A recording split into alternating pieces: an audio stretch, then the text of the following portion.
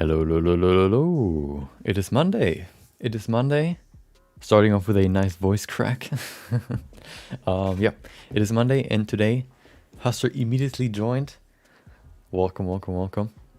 Hope you enjoyed your Monday. My Monday was pretty chill. Not much to do right now, so I can, work on, some other stuff at work, which is quite fun. Yeah, but we're not talking about work today or any time. We're talking about what we're gonna do today. If you see this as a video later, there should be timestamps in the description. I know I forget them sometimes, but I try to I try to add them. I think I added them to almost all the missing ones. I think there's like one more missing, which I'm gonna do at some point as well. But we today have an exciting topic because last week we finished the first layer and also the retopology of our character. So we're working on a Final Fantasy 14 figurine basically. And last week we finished the model. We finished the first layer of armor as well as the body model. And today, after posing the character, we can now finally go into blocking out the armor, and then we can go into the second layer of armor basically. This will be the last part that we need to add, including the armor. Then we can go to his like the small little like companion that the character has, which we're gonna add afterwards. Today we're gonna block out the the armor as far as we can get, going pretty rough and then adding more and more detail to it. And then, yeah, we're going to go into, more detail, starting off with the rough block out, just so we can kind of put everything into place, and then we can begin detailing the individual pieces. Yeah, I post the character today off stream, just, so we don't need to do that. I also already included the hat as well as the weapon, the scythe, just as a very, very general shape. So I could pose both arms basically. That was why I added them. The rest we're going to add still. There are quite a few pieces, so, it might take a while. But, that's just what we have to do. Of course, as always, we're not starting with the piece, the character. We're starting with a quick sketch. How about we go to Blender and I can show you what we're going to sculpt today. We're going to sculpt this happy little guy right here. Look at his eyes. Do you see his eyes? Can you see his soul? Okay. Yeah, I found this cool reference, or I guess concept art piece, or I guess just sketch piece of different characters. I already sculpted one of them, which is this dude. This dude I've already sculpted. Now we can, I wanted to do another one from these. I think there are quite a few cool ones. They are kind of separated into different, I guess, concept ideas, like normal people. Then we have these frogs here. I don't know what they're, amphibian. Then you have these Cthulhu-like dudes. And then you have a few more. Today I wanted to do this guy right here. I kind of like the silhouette and just his shape. So that's what we're going to do today for the quick sketch. And then we can go right into today's topic. Oh, hold on. Let me just adjust my chair. There you go. Okay. Perfect. So, I don't think there's much to prepare. I think we can go right away. Putting that down there. Perfect. Okay. What is that? Okay. Shows you chill since you sit down. You usually stand for the first few hours. Well, no, I sit for the quick sketch, then I switch to standing after the quick sketch, and then at some point I sit back down. I can also hold on, be like this, work like this. I mean, that works as well, but couldn't really. Face cam wouldn't really make sense then. Okay. Wait, did I? Okay, perfect. Wait, did I hit my volume? I think so. Okay. We're not gonna stall. Yeah, I can do this. I can even go lower. Hold on. Oh no, I'm gonna do it again. You can probably hear all the leather sound, right? Hold on, let me... Oh, it's already all the way back? Hold on. No, it's not.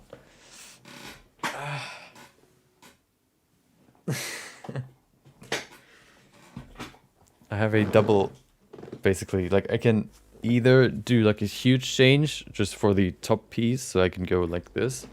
Or I can also move the bottom where I sit on, so I can just move it back a little bit, so I can have like a...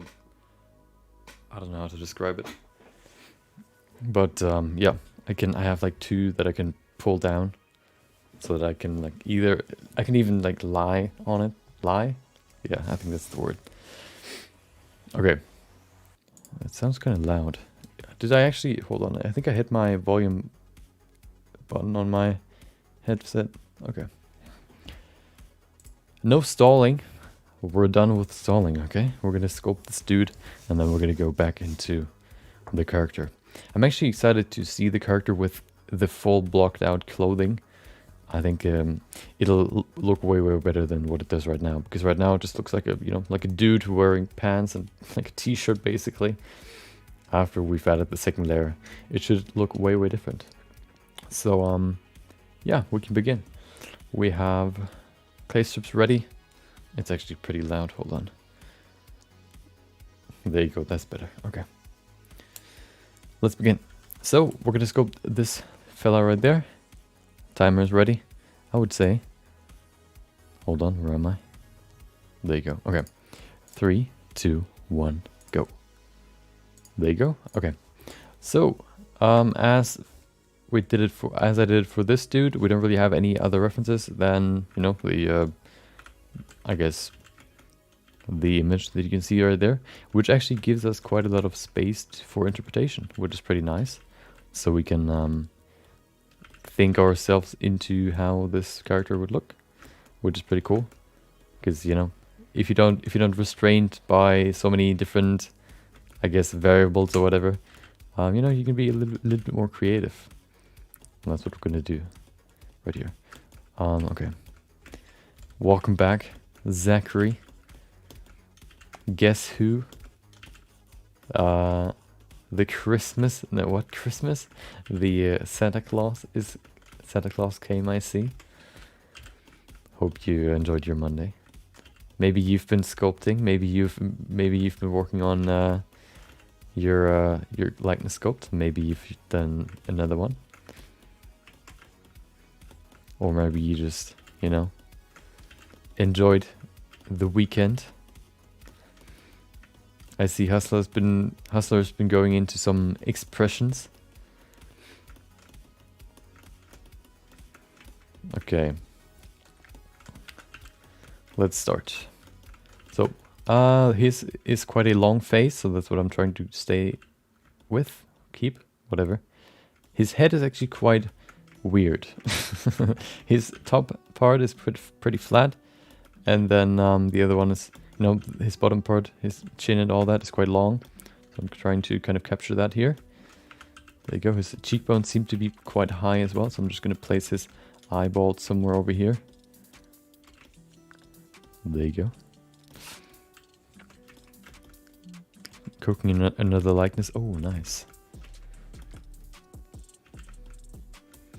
Yeah, sometimes I think, or I usually think, going back into your sculpts is actually not, like, I prefer not going back into my sculpts if I see problems, or just basically rather keeping it in mind for the next one. You know, I think both can be good, you know, trying to improve the one that you already have. But I kind of feel, for me, it's more enjoyable to just do another one, which then gives me the opportunity to you know, improve what I think can be improved, or what I thought I did, like what I want to do different next time. And yeah, that's why I prefer just to make another, or to do another, you know, character, for example, another piece. Okay, so the ear's actually underneath the cheekbone, I guess. This will be an interesting anatomy piece. Okay, we have the mouth here in the bottom.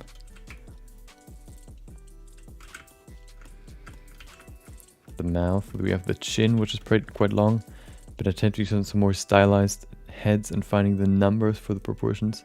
So it's easy to do without having to estimate. Yeah. Welcome back, Yanis. Hope you have enjoyed your weekend. What am I doing? I'm sculpting a character. Don't you see? I'm doing the good old quick sketch right now. And then we're going to go back to our character that we've been working on. Or the, I guess, figurine.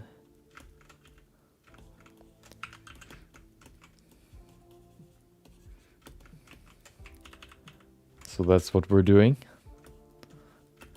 And yeah, we basically now are in the second stage, Endgame Part 2, if you want to call it that. What was the second movie called again? Not Endgame, but I can't even remember. Start fresh is always a good option. Yeah, I like it more than trying to, you know, I guess, go over the old one. Oh, finishing your aircraft. Nice. Sounds cool. So, is it like that you basically right now just always are like being not guided? It sounds weird. Like are you always flying with others, and then once you have your license, you can do it on your own, or how does it work? Similar to skydiving. Endgame was the last film, not the spaceship. Okay. Endgame was the last film. What was the other one? Infinity War. There it is. This looks so weird. Hold on. He needs a bigger chin.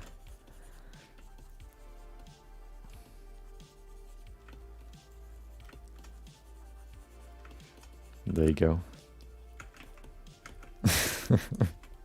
Okay.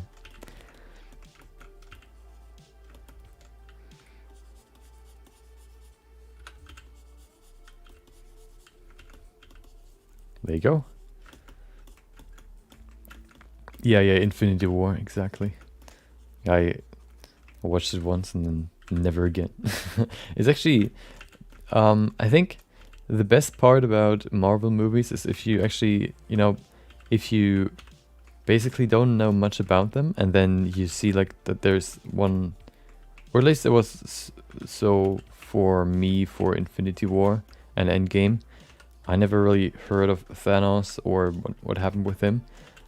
So it's been like a cool while for me to basically look at all the lore and how everything works together and where he came from, and kind of, you know, getting some backstory to how Endgame, or why Endgame exists, or where it comes from, and what the characters are and what they do and why they, you know, basically just knowing a little bit more about it. It's similar to basically it's like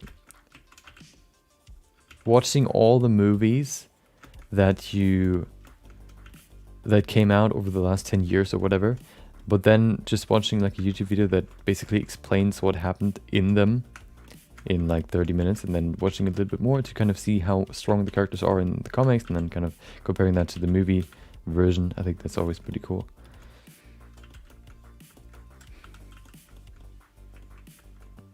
You look like the Amazing Spider-Man movie thug. Okay. You mean, wait, isn't that the new one, or the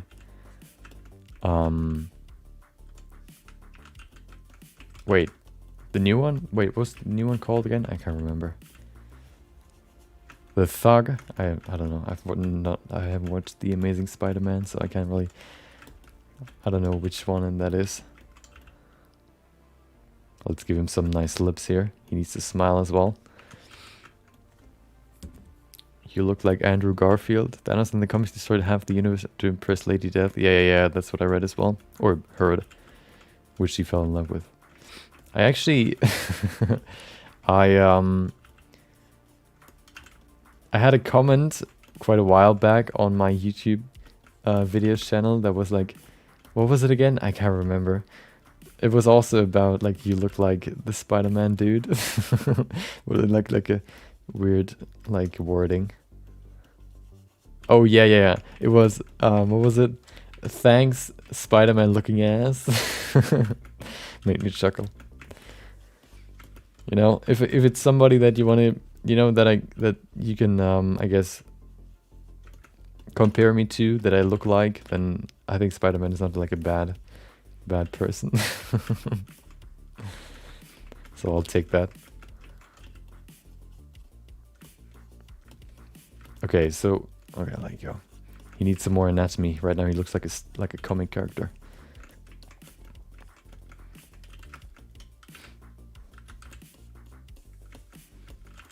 Welcome, Kevin. Hope you enjoyed your Monday. Maybe even your weekend. Maybe it was chill. Maybe it was eventful. Maybe you did nothing. Everything can be fun. He kind of looks like Dr. Eggman right now. Electro guy. Oh, okay, yeah. Andrew Garfield.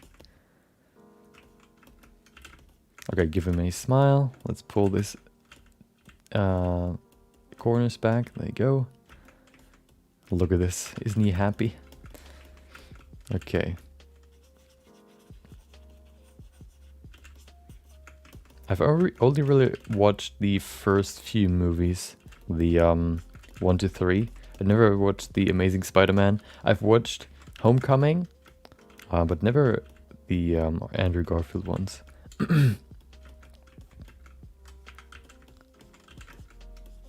I don't know. Once I kind of got used to what was the actor again for 1 to 3. Once he, you know, left the role and somebody else took over, I kind of, you know, I don't know, wasn't interested anymore, because that was basically Spider-Man for me. And then, you know, at some point, I don't know, I was interested in it again. Tobey Maguire, exactly. It's always, that's something I kind of realized just recently, that it's basically not really, for me, it's not really a movie, or they're not really movies anymore about different characters and different situations, or telling different stories. For me, it's more like, okay, well, what do we have here? Okay, we have actor number 1 that you've seen a million times before playing in this role. Okay. And then we have actor number 2 as the villain playing in this role. It's not really, I can't really relate to the characters anymore. I can really only ever see the actors. And I always think, well, I've seen this guy in so many, or this person in so many movies already, that I can't really look at them as if they're like this new character that I've never seen before. Not like, for example, what is it? Not like, for example, TV shows where you usually have characters or actors that you've never seen before necessarily. Maybe not Game of Thrones, but something like usually in these TV shows, you oftentimes don't really have movie stars. Maybe more like TV show stars. But even then, there are quite a few diverse, there's a diverse group, I guess you could say, of new people that I've never seen before, which I think makes it more, at least makes it easier for me to look at that person as the character. And then once you see that person in another role, it kind of is the same problem where you kind of just see them like, oh, well, there's Dwayne "The Rock" Johnson again in Fast and Furious 6 million. And then, oh, now he's playing some sort of Jumanji character. It's never really like, oh, it's Bert and he needs to rescue his wife. It's more, hey, it's The Rock again, and now he needs to save his wife in this story. I don't know, it always makes it kind of harder for me to get into these kinds of movies. It's, I think, different with stuff like what is it called again? The Marvel movies, just because with that you already kind of established the character and who it is and what they look like, and you know that Captain America or Iron Man are being played by specific people, and you can't really vision or see somebody else playing that role. But then you have like some actors that play in like 7 million movies, which I don't know, makes it hard for me to really see them in that role, even if they, you know, played well. You get used to the actors, so you know what kind of character they play. Like Keanu only plays Keanu. Yeah, that's why the Chuck Norris meme started. He plays the same dude all the time. Terminator, yeah.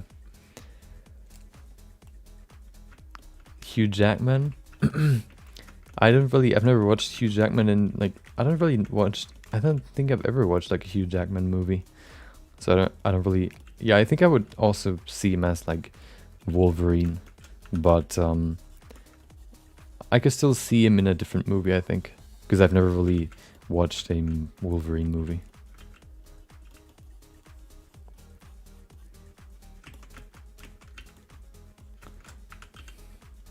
Okay, hold on, let me check the time. We have 15 minutes, okay.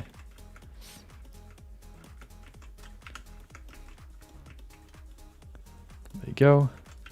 Nice little eyebrows here.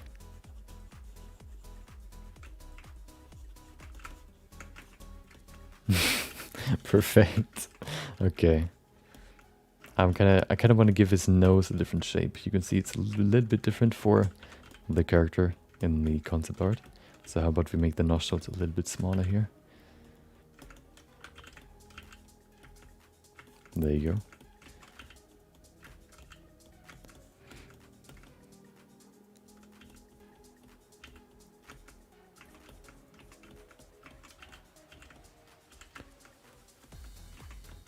Welcome back.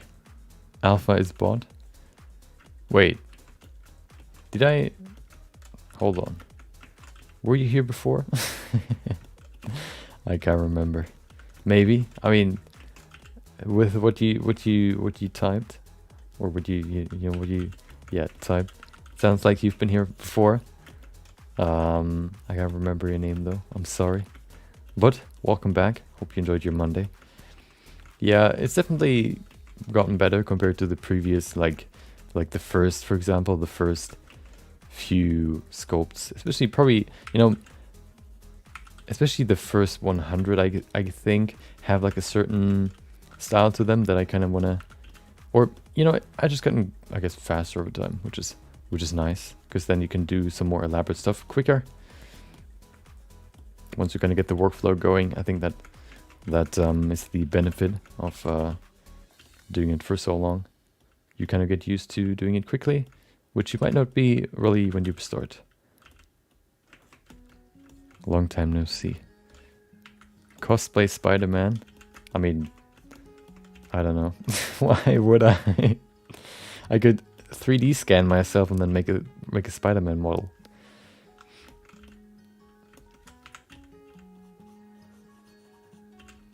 There you go.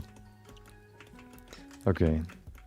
He has a chin, that's pretty good. Let's give him a neck and ears, so that we at least have all the basics. He has quite a wide neck. It's actually as wide as his his jaw. Perfect. There you go. Okay, we need some more thickness here. I'm not gonna like care about his neck too much. I just want to put it in here. There you go. Perfect. Long time no see. Well, welcome back. Hope you have enjoyed your time. There you go. Welcome back. Look at him. Look at his neck. Okay. He also needs some more right here, connecting the neck to the jaw. There you go. Perfect.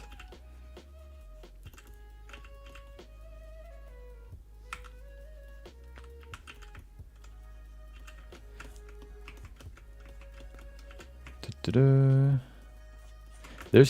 was a comment on one of the Ritopology video. Somebody commented like, oh well, first of all he commented something like, oh, you should use quadriflow or whatever. You know, just like a hey. No, he said who needs or why do that? Just use automatic retopology, you know, which, you know, can make sense in certain areas where you don't really need very, very specific topology, for example. And then he also commented, he actually made 3 comments. He said like, oh, well, what did he say? He said, oh, use QuadriFlow or whatever it was called. It's actually like a free add-on where you can basically create topology easy, I guess, which I may check out at some point. So that was a nice suggestion. And then he also said like, oh, what was it? Oh, never do a cylinder shape for your neck, or never do a cylinder. Why is it so hard for me to say? Cylinder neck topology, basically. Not doing like a cylinder shape or edge flow for the head. Then I asked him, oh, why? why is that so bad? Because I've seen it in basically all the retopologized characters that I've ever seen. So I kind of, you know, was curious why he said that. Then he said like, oh, you know, if you want to animate your character and you do a 90-degree turn, you can see the muscles, like this muscle right here, like this one, you can see it flexing, and different topology that kind of, you know, incorporates the or respects the muscle, but topology that reflects that makes it, you know, look better. Which is like, you know, you say, hey, you could do this, but then somebody says like very broad, no, this is wrong, and then you ask why, and then they give you like an example which is super specific to a certain 1% area of what you explained. It's like, hey, you know, you can roll up like a ball of, like a snowball, by using your hands, cupping them together and putting snow between them, so you can make a ball out of them.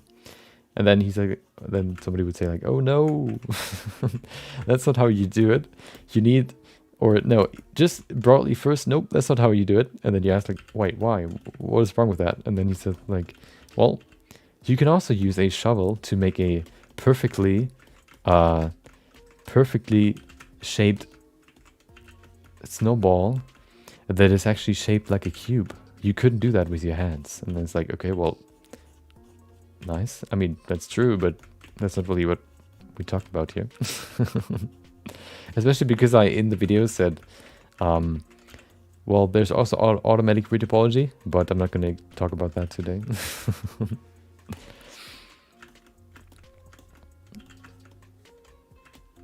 Unisary? What is unisary? Never heard that word before. Yeah, manual retopology is it's definitely important to know. You know, that's why I basically only covered manual retopology, because once you know manual retopology, the other 2 ways to sculpt or to model are way easier. So, you know, didn't really bother going over automatic retopology, because once you kind of know manual retopology, I think it's kind of pretty simple to get into automatic retopology, or at least being able to like know when you have a good result, when you get a good result out of automatic retopology, and how you need to, you know, fine tune it to get good topology. I think that's that's definitely easier once you know what you're doing. Who would have thought that once you know what you're doing, it's easier.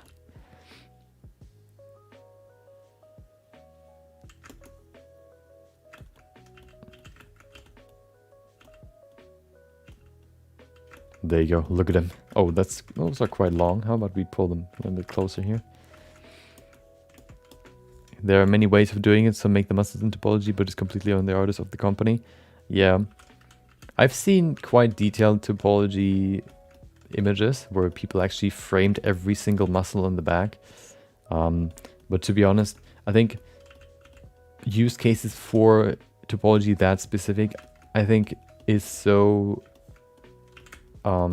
rare that it's not really worth doing, in my opinion. You know, there's a reason why so many people make these very simple retopologies, you know, even in the industry. You know, if I look at industry, like professional retopology, then I've never seen muscles being framed by the topology, because you don't really need to you don't really use it, so no. And if you use it for movies, for example, movies are probably, or like CG scenes are probably the only real use case where you would use stuff like that. And I don't think that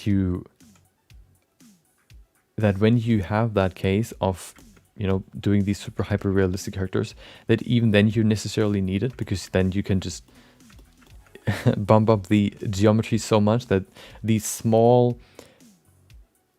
topologic, I guess, misalignments with the muscle movement isn't really visible anymore. So, you know, I don't know. It's an interesting thing.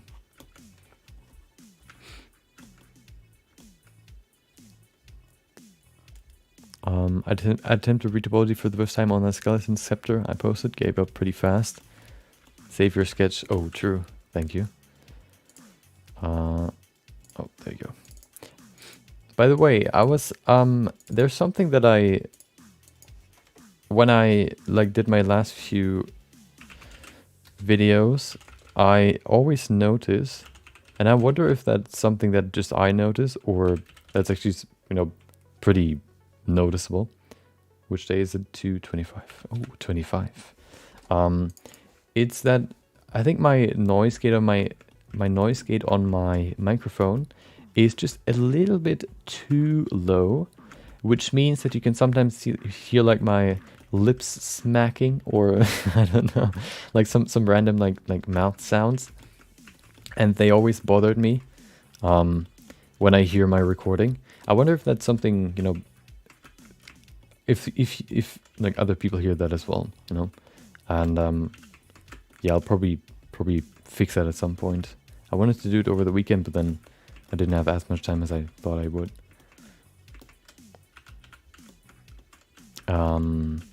Yeah, was just interested whether or not it's actually, you know, noticeable as the viewer. Because sometimes I watch videos and then I, at some point after like 15 minutes or so, realize what I usually do is I kind of cut out the breathing between like sentences, or I deafen them.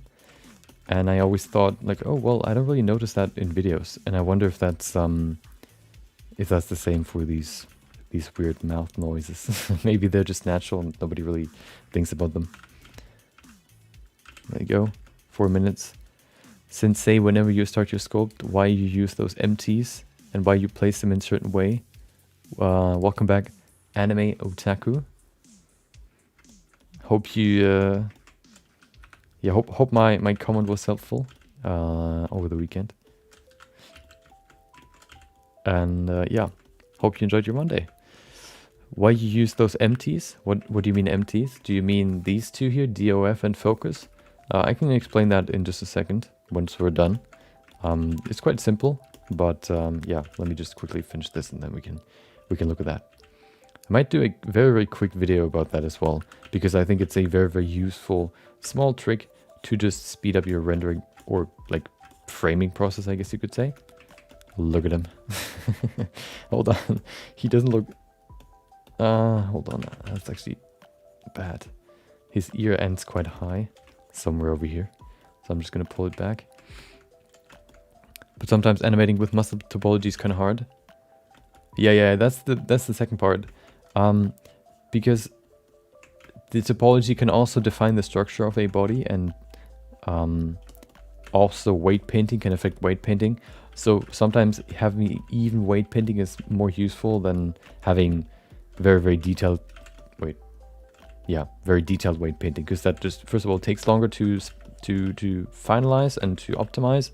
And yeah, most people are used to these very, very simple topology layouts.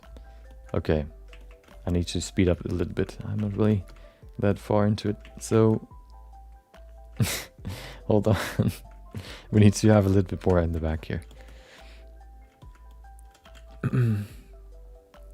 The movies also don't need that kind of topology. Yeah. They use displacement maps. So basically saying that you have done is right. It is not wrong. No, that's well, it was evident that it wasn't wrong. I was just curious what he thought. You know, why he said topology bad. Especially because he said never use that kind of topology. So I was curious what he would say. Okay, he needs some hair. I found a trick for hair. Let me show you what I mean.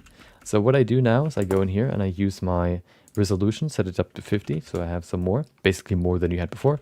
And then you just tap it on here so you have some more resolution where you need hair. There you go. Smooth it. And then I grab my mask brush. You can either just tap it, or you can go to stroke, set the spacing, I don't know, to 150, and then you just put that on here. There you go. Might be a little bit small, but that's okay. Just kind of paste it on there. I've actually never done it with spacing. Let's see if that works. There you go. It looks kind of weird, but that's okay. There you go. I want to reduce those. Okay. And then we invert, grab the good old snake hook brush, and we just pull out the hair. Zip. There you go. And then we can use the, what is it called? The snake hook brush again to just kind of shape it a little bit more. This will probably not be retopology friendly, but that's not what we're looking for here. We're looking for a good sculpt, not a retopologizable sculpt, I guess. There you go. Give it some flow here to the side. Perfect.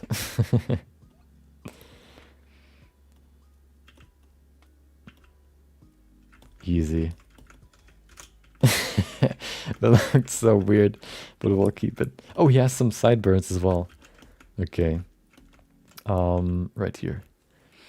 Those noises are always there. Most YouTubers share their edition. Yeah. They use Audacity. I can probably just solve that by using just bumping up the noise gate a little bit more, because it's such a quiet noise that I probably don't remove too much of my real voice by doing it. There you go. Do that. Perfect. There you go. Invert. Grab the good old snake hook brush and pull it out. Easy. That actually looks pretty good. I used that in the miniature like world, or one of the miniature nature sketches. There you go. They're quite pointy, but you know, better than nothing, I guess. In this, oh, it's already over. Okay. Well, this is a quite quite a low resolution, or I guess, you know, rushed scope. Not rushed, but low detail. But that's okay. Your comments are very helpful. It's my first time joining you live, but it's also almost my sleep time. We'll watch whole this session again tomorrow. Yeah. I mean, like, we're joining, and yeah. You should hopefully find timestamps tomorrow, so you can look for whatever you're looking for, more easily. There you go. Okay. So many adjustments I want to make, but it's over. Oh no. Okay. He was a noob then. True.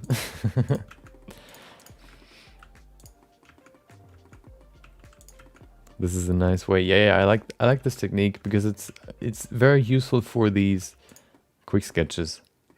There you go. Look at him. He's so happy. Okay, let me cut off his neck. There you go. Rotate. Oh. Perfect.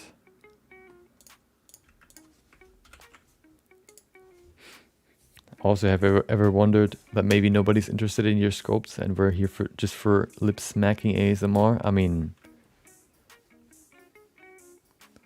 do you mean I should just switch to that? I should do art ASMR. I should just bump up my volume, my gain all the way to max, and then I would just always whisper while I'm doing these. And then sometimes I would just switch to some different noises, like using my pen to kind of scratch over the... Do you hear that? Hold on. Isn't that great? I don't even know if you heard that. You know, doing some random noises while sculpting. You could have mask extract there and use hair particles. Yeah. I prefer to stay in the sculpt mode because that's faster. And apparently Blender froze, so let's see how long that's gonna take. It's actually like a low resolution sculpt, but apparently that's too much for Blender to handle. A simple Boolean execution. Today will actually be a very fun day, because today we can actually go into the... So basically what we've done over the last 2 weeks or 3 weeks is we've built the trunk of the character basically, or the tree trunk of the tree, and now we're actually... Or no, we built the...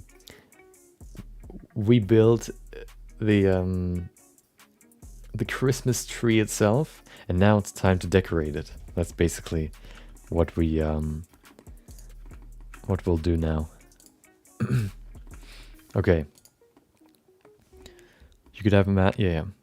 Hell yeah. Be specific. That's how you can make tons of money from fetishes. It's the niches, not the common audience you want. Exactly.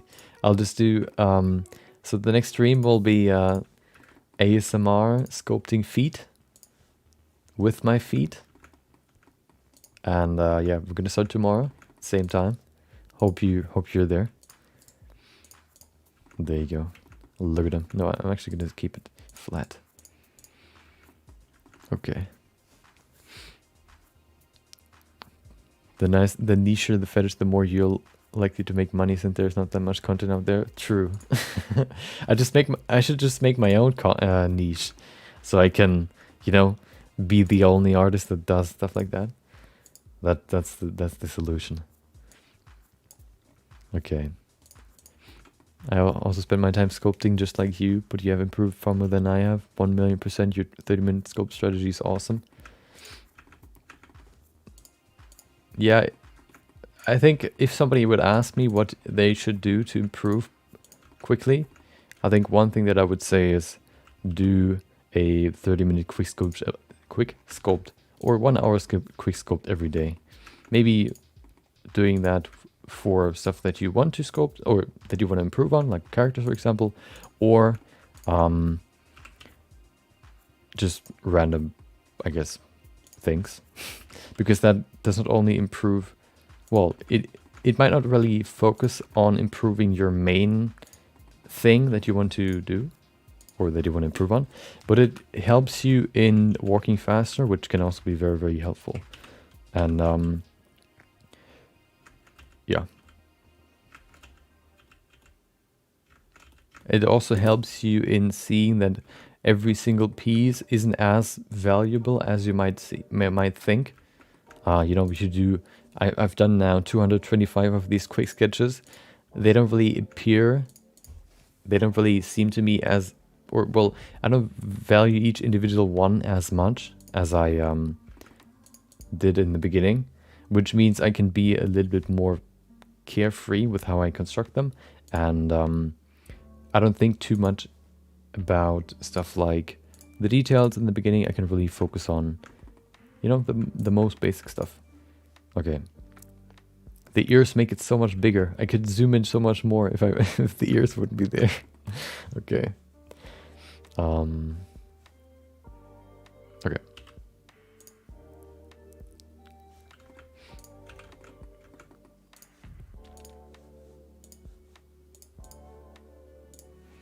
We need to have an additional mic so that we can hear every keystroke. Oh, I can pull up my old keyboard. If you want to hear how my old keyboard sounded, you can probably go like 2-3 months back, and then I still have my old keyboard. It was like, I have a new mechanical keyboard now. The old one was a very clicky one. So if you want to hear how that sounded, you can go there. I found it very irrational? No, like irritating. So I got a new one. Each piece is not as valuable as you might think. Exactly. Each piece is a step to the goal in the marathon of improving, I guess. Go obsess over sculpting the lining of clothes where nobody's gonna watch. Please. You know, there's always room for improvement, okay? Not saying I'm perfect. Okay. And you know why I do that? Because sometimes I look at like characters on ArtStation or whatever, and then I look actually at these small details and see if they thought about, you know, adding these details. And then it would be what is it called? I would be a hypocrite if I wouldn't, you know, care about that or do that myself. You know, why would I why would I care about that stuff if I don't do it myself? You know, I always appreciate attention to detail, and it wouldn't make sense if I wouldn't, you know, look into that as well. Do you think what's a good color for this dude? Purple, pink, red, purple. I've never used purple before. Or yellow? Hold on. Yellowish green? Oh, that's pretty cool. Yes, do it. Just do it. I'm surprised that that Nightbot didn't bop you for spamming. I guess he'll allow it. Wait, you know. If he allows it, then I'll allow it. There you go. I kind of want to move to the other side. No. Green, yeah. Greenish yellow. I want to use a different color. I've used green, I think 2 days ago. So I think greenish yellow is pretty cool. Poison yellow. Green. Oh. There you go. With a hint of blue? Oh no. I kind of want to just stick to one color. So, well, yeah. Used a lot of caps earlier with "can you do this?" and didn't get yelled at. Is Nightbot still alive? Wait, where did you spam "can you do this"? Oh, you mean, yeah. I mean, if you do it once, I guess it works. It's not like, you know, it's not like you can never use cabs. I think that's a setting that I can enable or disable. Okay, too much stalling already. Let's finish this. I'm in the wrong tab. Okay. Oh, we need to grab the material. There you are. Nope, not this one. There you are. Oh, wait. What did I do?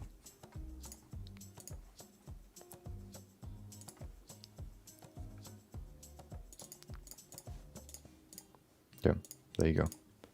There it is. Perfect.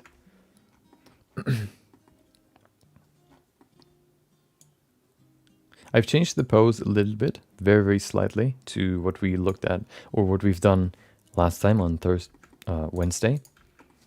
A little bit more realistic and dynamic.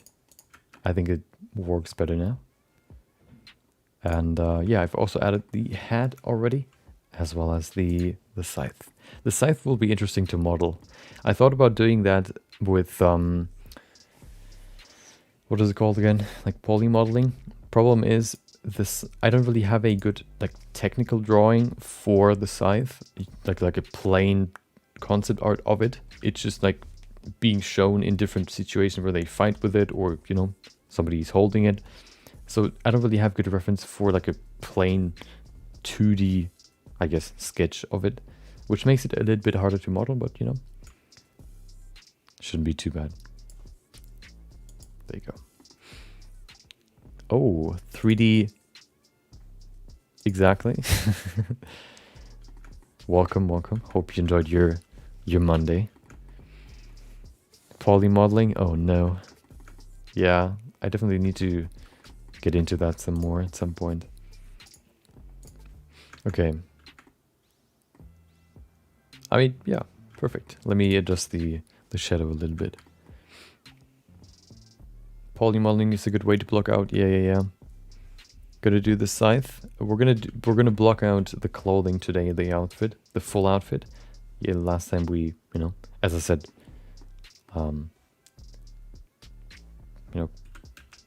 we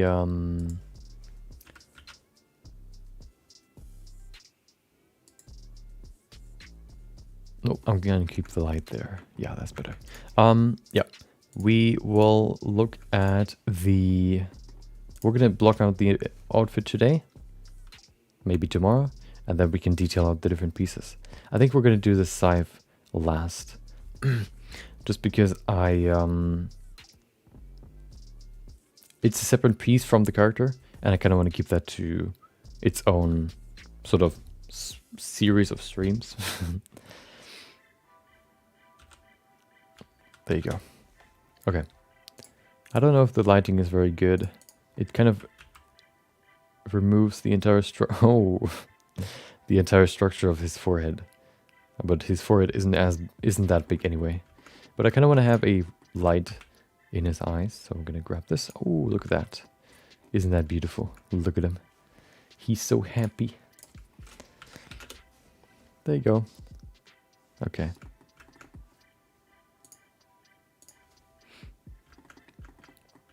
Yeah, it definitely feels slower, but I don't know. I want to get more into it because I think sometimes I do more sculpting than I need to, where polymodeling would be faster. That's why I kind of want to get more into polymodeling. You know, you don't really sculpt cars, you don't really sculpt motorcycles, even if they're like fantasy stuff where you don't really have like technical drawings that you can just trace. So I kind of want to get more into how you do that, the workflow of it, so that I can probably make some workflows a little bit more effective. Okay, render, let's go. Oh, that's the wrong window. Hold on. You got some refs of it saved up. I'd love to give it a go. You can maybe use that model as a ref too. Yeah, I mean, the refs are quite, I can we'll look at them after we're done with this. Hold on. Oh, we can look at, let's quickly go over what these two empties are for. So we have the focus empty and we have the depth of field empty. I always found that placing your camera in the scene can be quite tedious, just because moving your camera means it doesn't really rotate, it doesn't have a focus point, it always just looks at what the rotation of it is.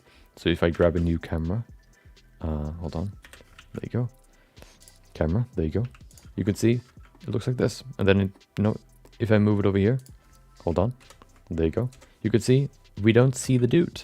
So I rotate it back, over to him, so that the camera looks at the dude.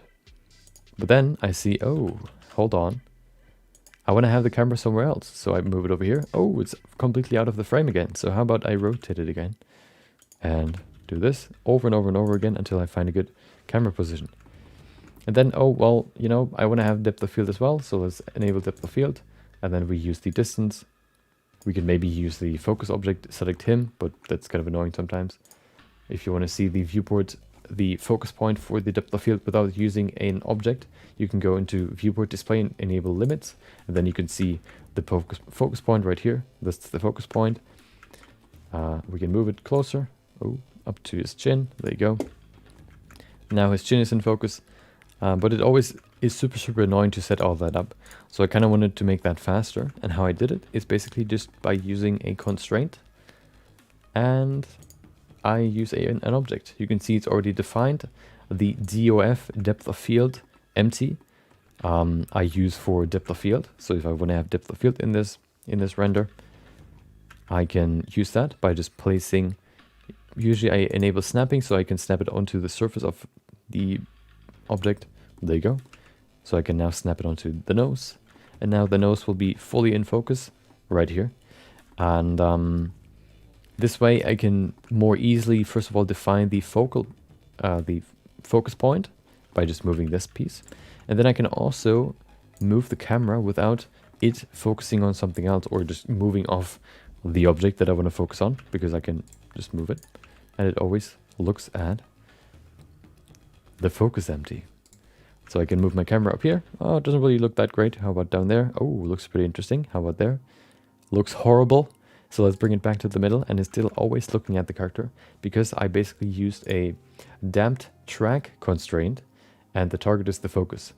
The good thing about that is I can not only move the camera, I can also move the focus point, and I can move down or up, and all I have to do is move one of these two pieces to define what the camera is first of all looking at, and also what the focus point of the camera's depth of field is, which is, in my opinion, way easier and way quicker than always having to do it with, like, manually.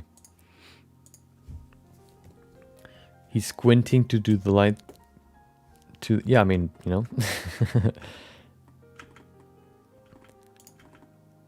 That's a good explanation of why he's squinting. There you go, okay. You know, I said before, not like the pieces don't really feel like individual pieces anymore. They're just more like part of a bigger piece.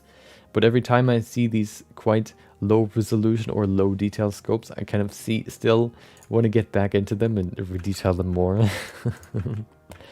But I can't do it. I need to continue. Okay. I can't stop.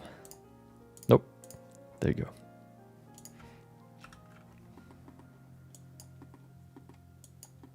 Oh, that's quite a big glare. There's a glaring issue. Get it? Perfect. Wait, did that even change anything? Hold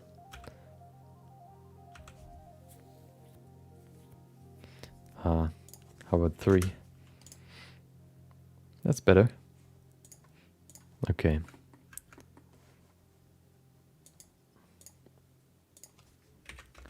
And of course, as always, we render the image, and we also drink something, because we're gonna have to wait for 17 seconds. Okay. So how about we drink something while that's running?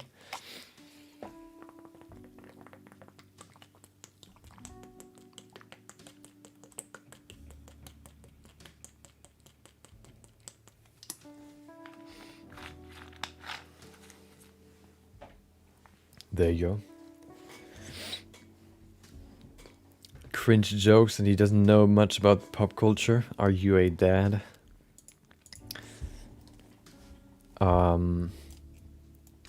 Well, I've created so many creatures already. Not in real life, but sculpting. You could probably call me a dad by now. Exactly, stay hydrated. Alcohol is not how you stay hydrated, okay? If you're thirsty, you're not gonna gain much from drinking alcohol. In fact, you should drink more water once you're drunk. Or if you have a, what is it called? A headache, for example. Father sounds like I'm a priest.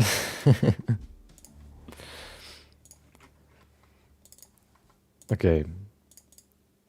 Enough stalling. I said that before. Well, that's, the more I say it, the more it's true. There you go. Oh. Perfect.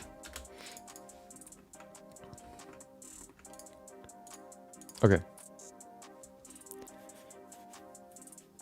Speaking of, felt so bloody sad today. The schools reopened and I had some errands to run in town today. Felt so sad watching all the high school kids. I used to be them.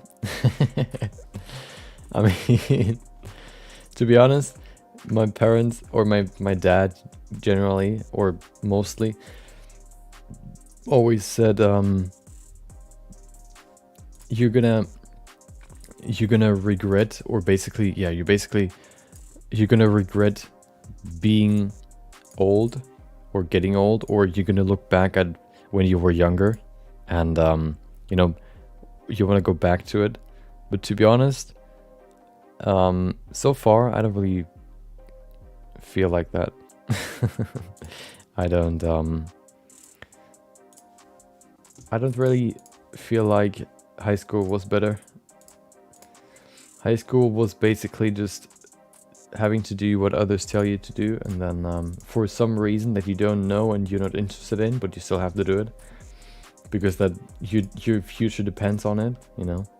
And then I don't know, afterwards you actually were able to think for yourself, I guess. Give it 3 more years. I don't know. Maybe. I mean, I can't really speak about it now, you know. It's like, what is it when you're like 12 and you ask, oh, what is this and that? What is DP? What does that mean? Well, you're too young for that. You're gonna learn that in the future, you know. And then, okay, I guess. And then at some point, you know why they said that. You know, I can't really argue with that. You know, you're gonna get it when you're older, I guess. Okay. Okay, perfect. Wait. Oh yeah, never mind.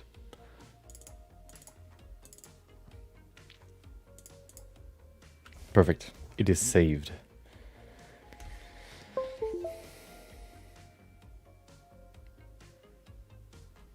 Perfect.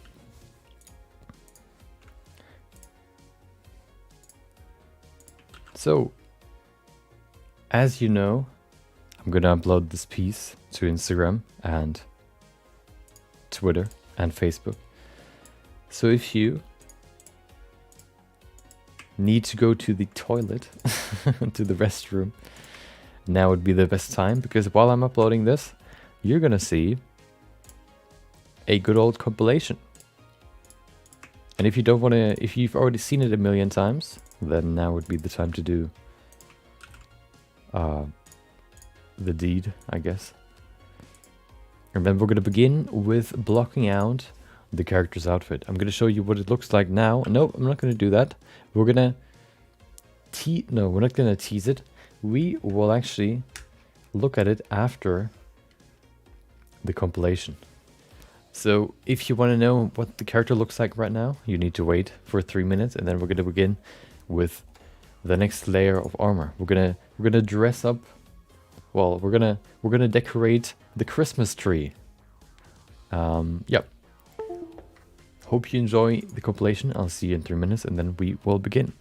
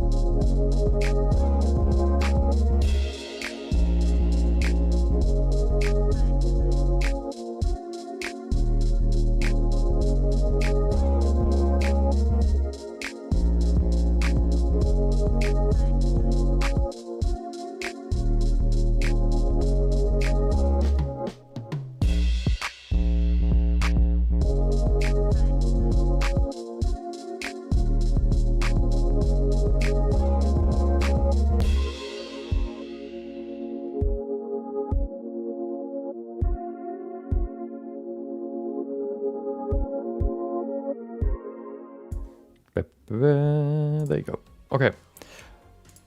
We are done with the quick sketch. So now it's time to first of all fix my face cam. There you go. My face cam. There you go. We don't need the timer anymore. And then let's get into part 2. So I said before that I fine-tuned the pose, and you can see what I've done. So this will be the pose. If you think this can be improved, tell me, now we can still change it, we can still change the pose. Maybe if you have a better idea how it can look, then we can still change it. And if I agree, then yeah, we're gonna apply it. But this will be the pose that we currently have. I want to have the scythe on the right side. I want to have if you look at it from the front, I basically want to have this space occupied by the scythe. Then up here, just this sort of ending right there will be occupied by, or this piece occupies this right side, so that we then have this space up here to fit the good old friend in. Hold on, let me pull up the friend. Where am I? Wrong folder. With all my folders, it's like the Asterix and Obelix. What is it, like the cartoon movie where they go into this post office and they ask like, oh, where's what is it, like room number, or what is it? Yeah, room number 246. Oh, we have to go upstairs, and you go upstairs. There's no room for 246. Then you ask, oh, where's room 246? Well, you need to go upstairs. Okay, you go upstairs. No, there's no room 246. Then they say, well, you need to go downstairs. And you go downstairs and you look for every single room, but there's no room that is 246. That's basically what it's like trying to find the thing that I'm looking for. Like, oh, wrong month. Let's go back. Oh, that's the wrong month. Let's go back. It's like always annoying to find. But better than just renaming it some random stuff. He would look cooler if the foot in the air would be forward, not backwards.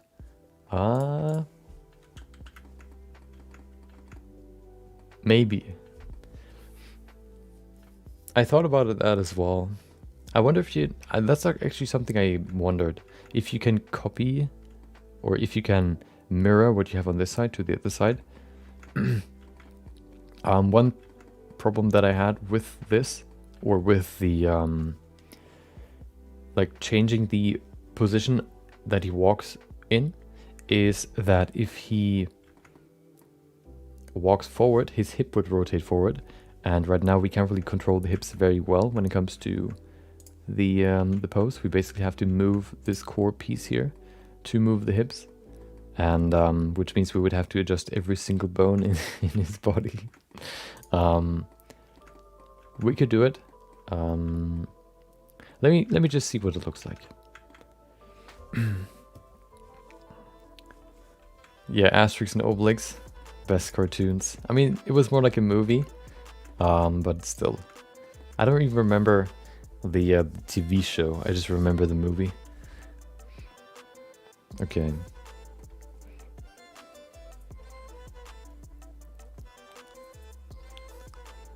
If his back would be straight and his foot would be forward, he would look more confident.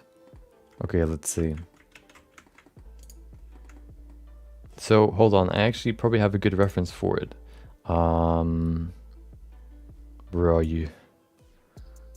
That was a good reference, or that was a reference that I also wanted to maybe use as the reference for the pose, like this. So he looks more confident running forwards. Not, of course, with his scythe on his shoulder, but like this, rather than this. A little bit more lean back, and yeah, basically. I wanted to kind of, use his hand for something, his right hand, and looking at the references that we have here. We have this one where he's just standing, boring. Then we have, what is the other one? Of course, here you have another few poses. There she's standing. just with her hand on her hips. Not really a walking pose. This one is just standing. So yeah, I think this is actually the best reference that we have for this kind of yeah, like a walking pose. We have this one as well, which is kind of hard to see. Of course, if somebody's running at you, you don't really see how the legs are posed. But I think we can make him make him more confident. Yeah.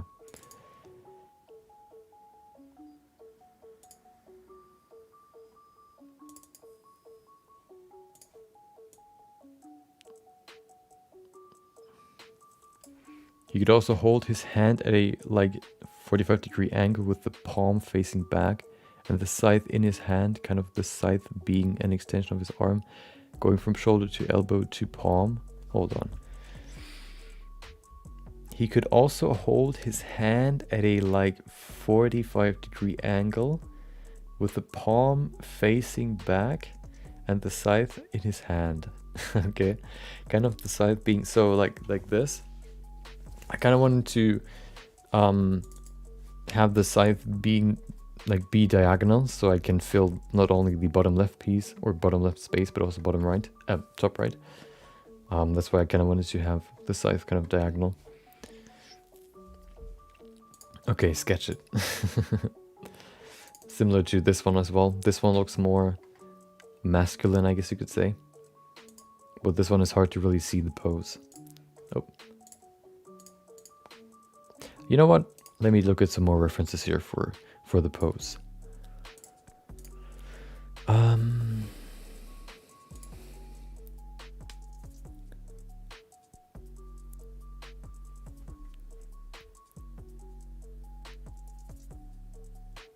Why do I have sweet boys as my... oh, popular, okay. That was not what I was looking at recently, or ever. Hold on. Oh. Let me actually look at a familiar... No, let me... What is a popular person with a scythe? Let me look up popular characters with a scythe. Wait. Scythe. Airi? Okay. I don't know what that is. Death? Well, that's Airi. Why would I even think anything else? Arcus? I know this dude.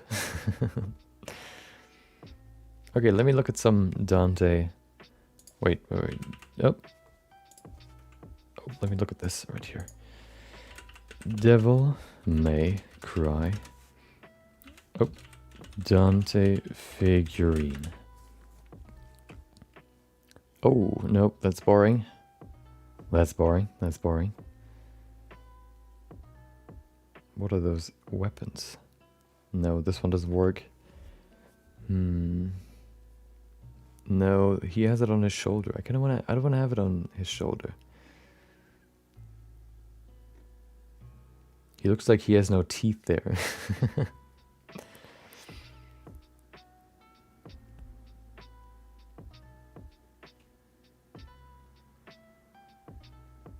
Oh, there you go.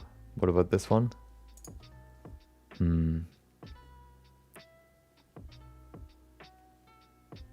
This one's perfect.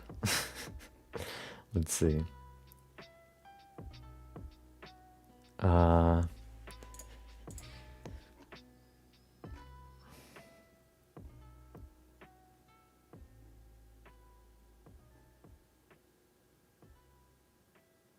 I don't even remember what I looked up before for some references.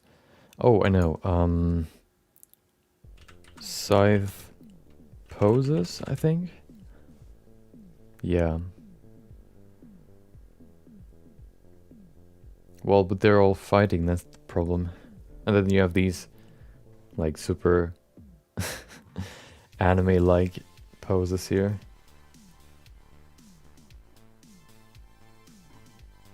What's another word for scythe again? I can't remember. Hold on. Whip? We don't have a whip.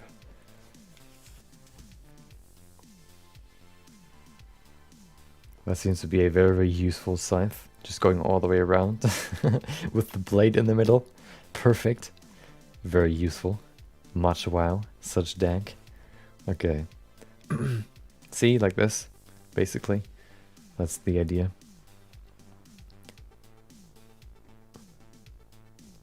I don't think the arms are really the problem. I think the legs are more what I want to change, maybe.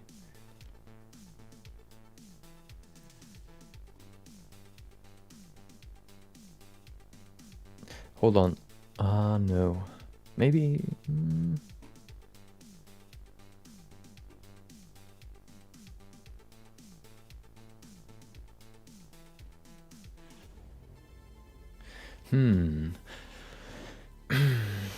I'm thinking about what you could do with the other hand, because we don't really need necessarily to...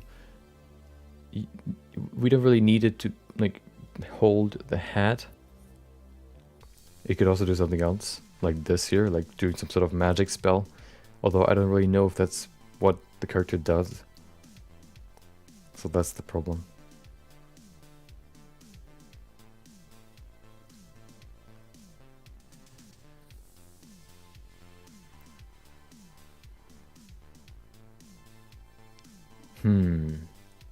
Well, that's a nice scythe. Okay. Come on. I would look up some... Oh, hold on. League of Legends splash art. Maybe we can get some inspirations there. Of some good old weapons. Well, there are not really that many weapons, though. I mean, there are, but there are so many characters with guns and all that stuff that it gets hard to really find some, just like a standard standing pose. Oh, wait, who's that? Is that wait, who's that? Alax? No. Hold on. Who is that? Is that the new dude? What's that called? What's he called again? Ephelios? Hold on.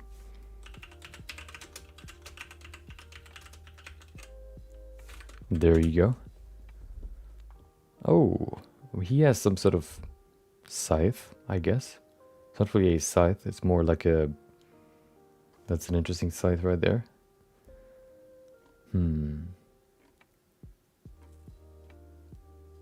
No, I don't know. Was that really him? He has like an actual weapon here. Yone? What about Yone? Hold on. Oh, League of Legends. What is it? What? Yone? Ah. Aha. Nope, that's a sword. Yep. Oh. Kane? Oh, true. True. Hold on. There you go. Kane. Aha. True. Okay, let's see. Kane splash art. What? What is that? That's not Kane. That's not Kane. That's not Kane. That's not Kane. Wait. Oh, hold on.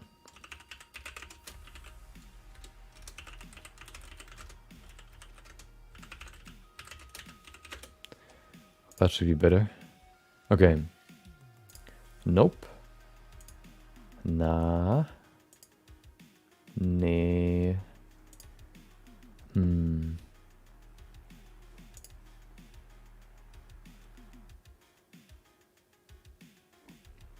No, I don't think we'll find a good one here.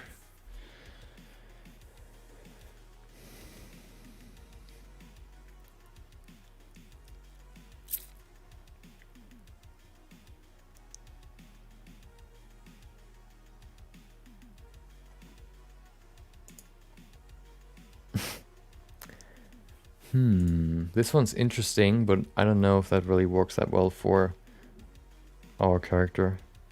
I don't really know where to put the wraith here. Although he could be on the right side.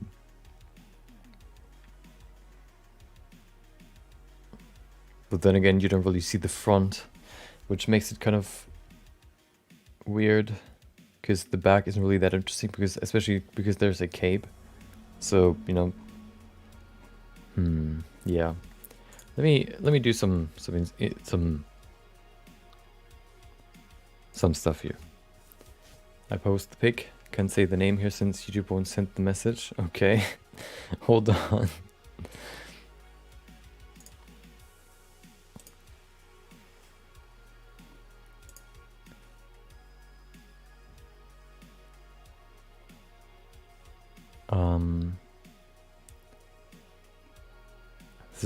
This the scythe in his right arm going from shoulder to palm. Oh, yeah.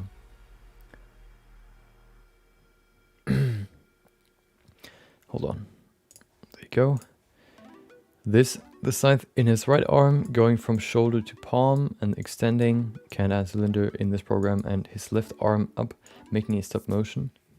Oh, here you can put the wraith. This supposed to be something like stay back, wraith. I got this. I think I want to make it more like the wraith is like the devil on his shoulder, rather than like a companion. I think I kind of want to do that more, because that's kind of how it's been shown in the trailer. Hold on. It's more like the devil inside. So if we look for Final Fantasy 14 Reaper. There you go. Reaper. There you go. So if you look at this, there's the wraith swirling around, and there's the Reaper. And then he's kind of, hugging him basically, like this. He's more like his companion basically, but not really like his. Yeah, it's more like a spirit around him. And then hold on, what is the pose here? See, okay, the pose is good, but it looks a little bit too static for me. I don't want to have him just stand there. And I also don't just want to copy what already exists. I kind of want to have something more unique. Problem is, you only see like fighting animations. You don't really see just like, you can see the character standing there, but not really. And then at some point you can turn into the wraith, as far as I can see. Or I remember. Well, sort of. You get more powerful, I guess. Yeah, I kind of want to have it more like walking, like chill, but still confident, and like... I like this hand motion. I don't really know how you could work that into the animation though, into the pose. You could make something like where he's walking, he's then looking at his hand maybe, and then you can say, yeah, hold on. There were a few references like this. Let me go back to the first few. Here, hold on. Not like this, for example. There were a few like this. But I kind of want to have a hand, only one hand on the scythe. I want to have the other hand doing something else, like this, basically, but a little bit different in its pose. Like, you could do like something like this, where he's kind of maybe looking at it while he's running with his scythe, and then the wraith is looking at the, I don't know, the magic in his hand as well. But then I also kind of like when he's just kind of holding his hat down so that nobody sees his face. I kind of like that as well.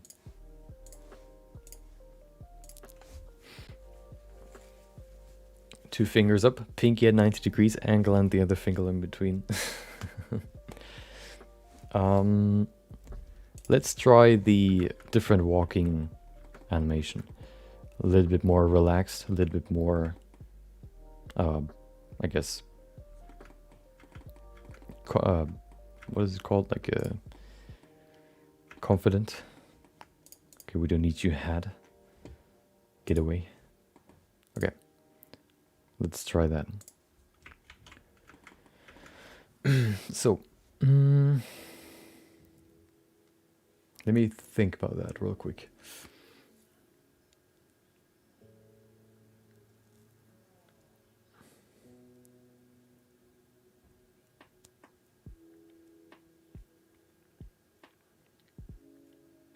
You can do that motion for his head, keeping the 4 fingers as you wish, and push the head up with his thumb.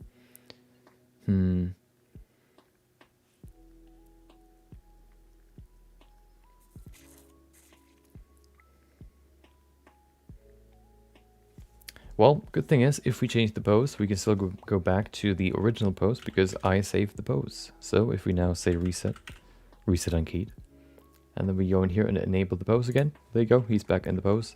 So if we need to, we can still grab it. Let's make a new one real quick. Okay, so the new one should look something more like this, although he's not going to hold his scythe like on his shoulder, he's going to hold it backwards. So if we would walk, how should we walk? How should he walk? Let me look at the other reference real quick. This one.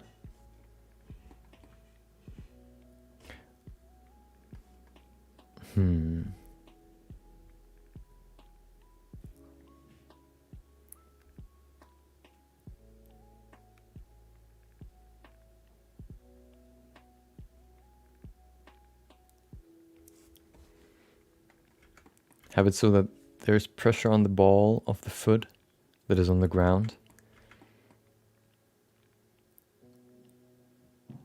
Let's see. This one again.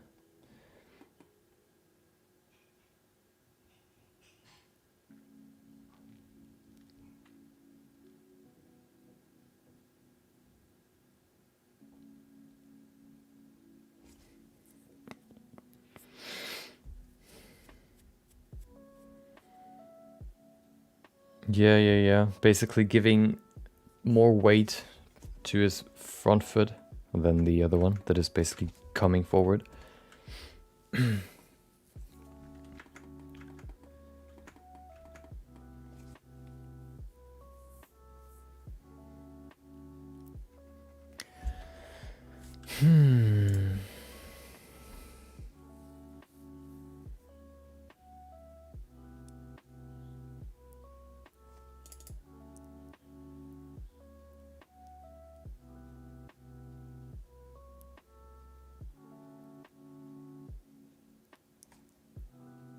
Looking at some references just to kind of see what, get some more inspiration.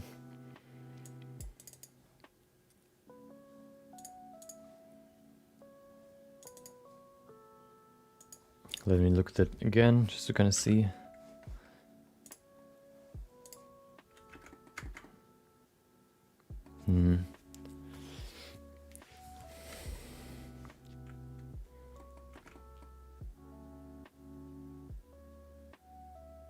Okay, I have an idea. Let's reset it. Okay, rotate it slightly. So if you would hold it like that. Okay.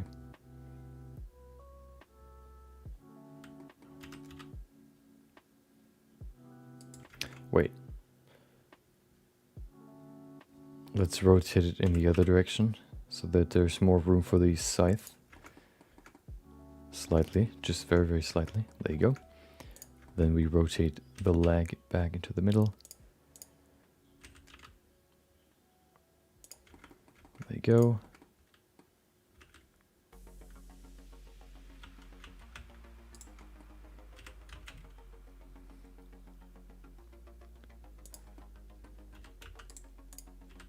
Oh, sorry, broke your leg. Okay.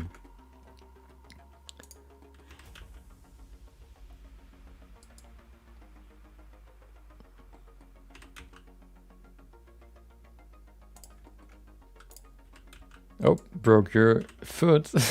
Okay. This looks weird. First of all, because we need to move it in the middle.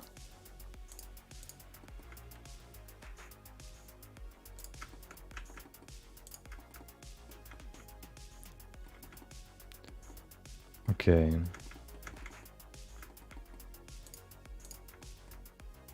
This looks weird as well, just because it looks so staged. Well, probably because it's not done yet, but still.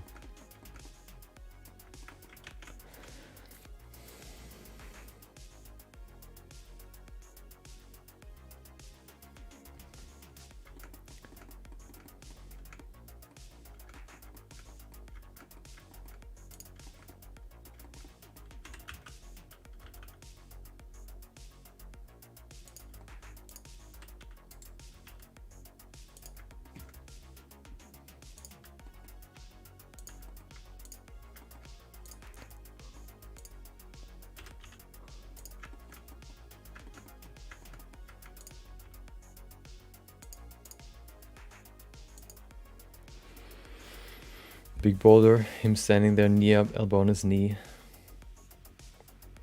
No, that's boring.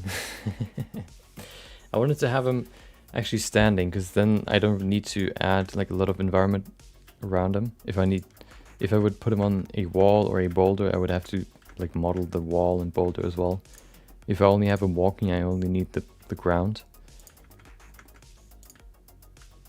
So it's a little bit easier when it comes to the modeling.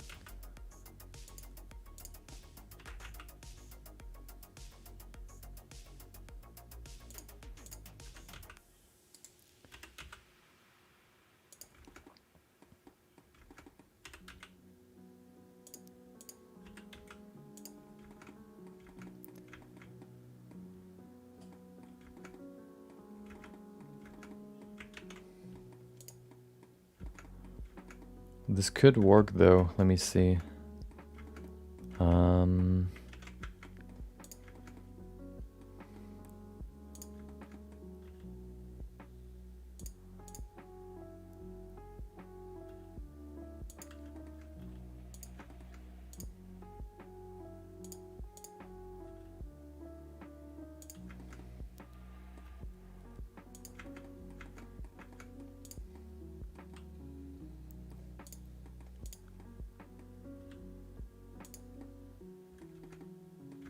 Okay.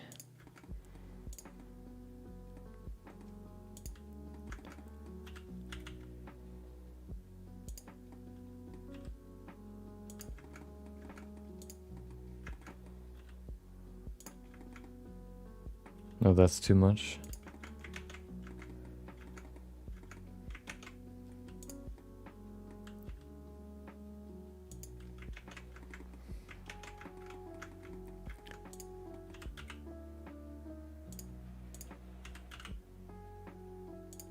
Okay, he's kind of looking down. I think that's good. Makes him look more ominous.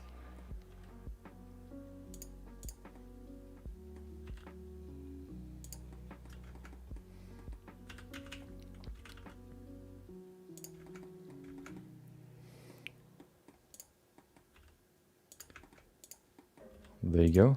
Then we can move his hands together, maybe, or out.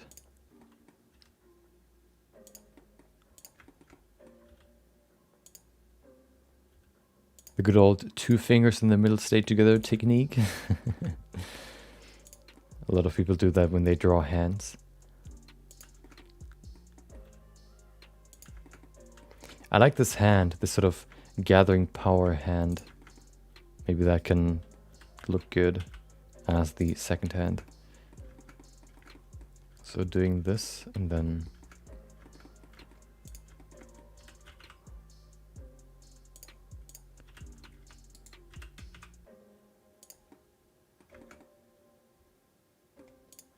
wait, let me look at the reference real quick. Where's my reference? Oh no, it is gone. There it is. Oh yeah, okay.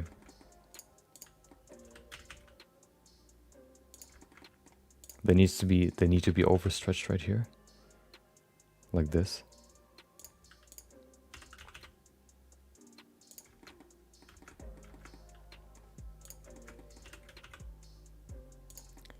Okay, and then we need to bring the fingers back in.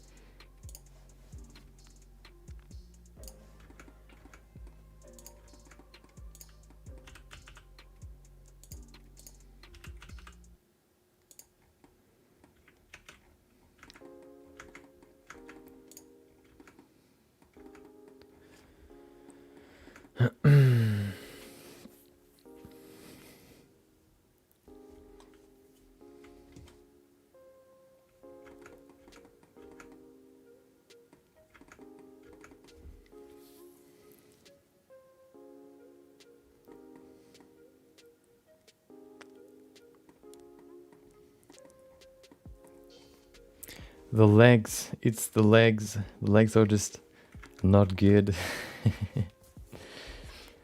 Hmm.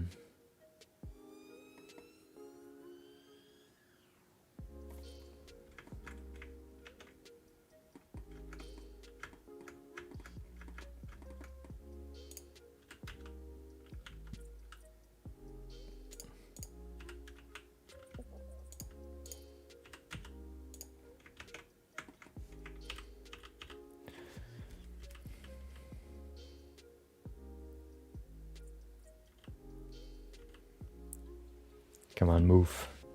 Just go back. Can't be that hard. There you go. Okay.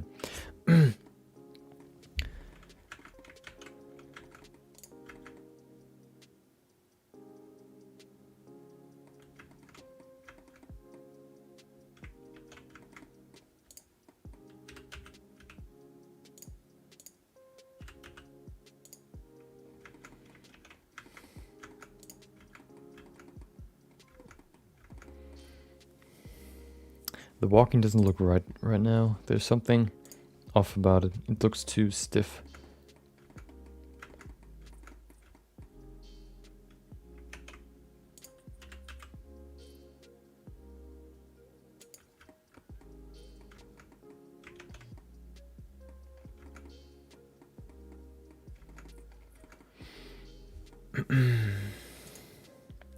I don't know, this looks too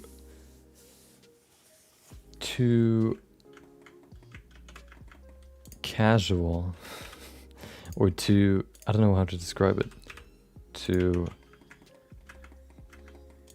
casual. Let me save the pose though, just so we can switch between them.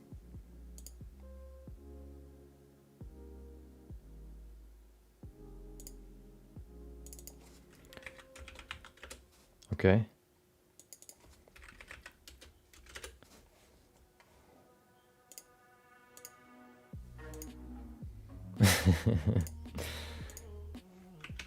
Let's see the two.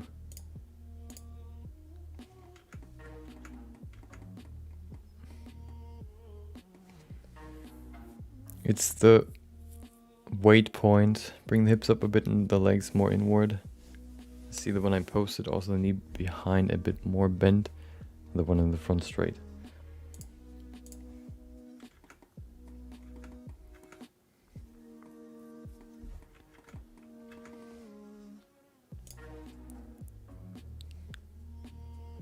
Yeah, I don't know. Maybe the pose, for me the pose is missing a certain, like there's just a certain dynamic missing. Looks very stiff. Sounds like a weird word. There's not really that much movement going on. Like the hips are quite straight. The upper part is quite straight. The only thing that's really moving... Oh, we could do one more thing, hold on. Which will be hard to change though. Let's see if that works. Ah, there you go.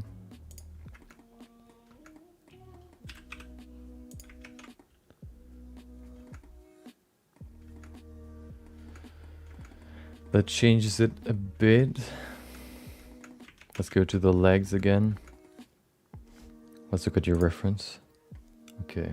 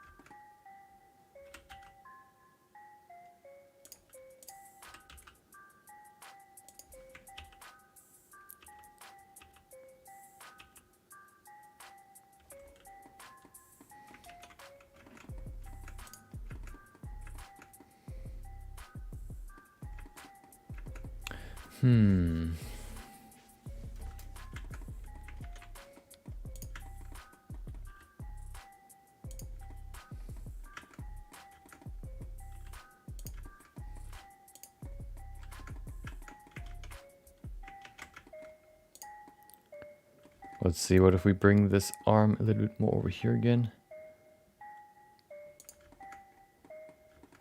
There you go. Need to stay in line with the upper arm. Can't really move like this, really. Well, it can, but probably not like that. There you go.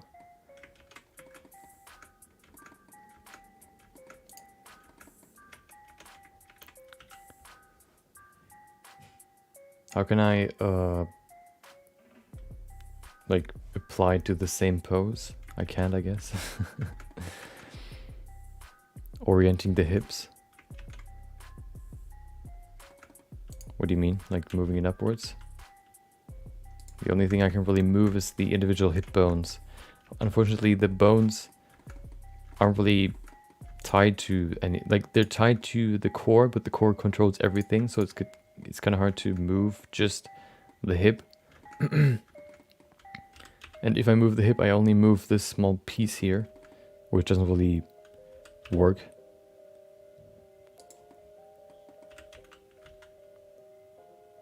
See, it doesn't really deform that well.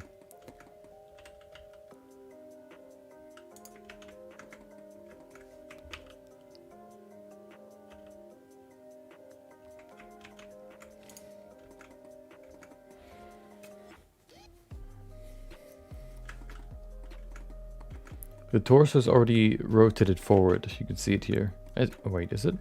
I rotated it forward. Let's do it a little bit more. Maybe pretty crazy.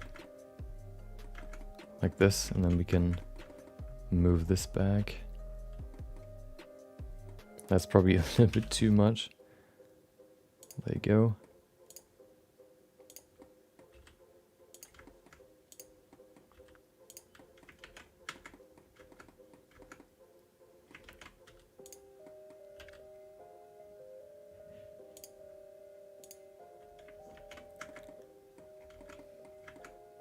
Why is the shoulder so scuffed now?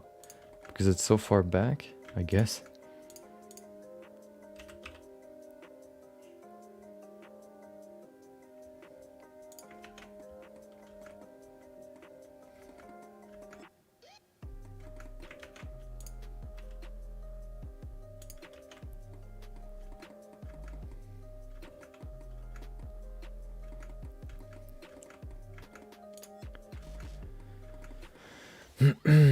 Let me look at the video real quick. Maybe walking animation isn't really the best we could do here.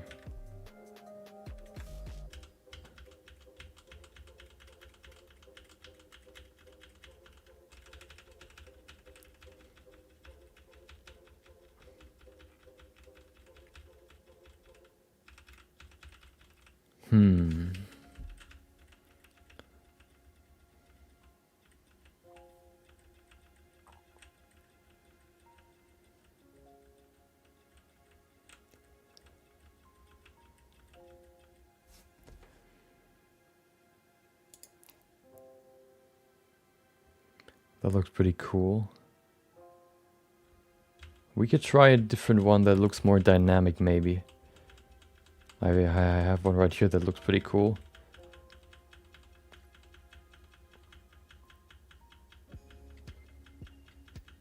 pretty cool. Hold on.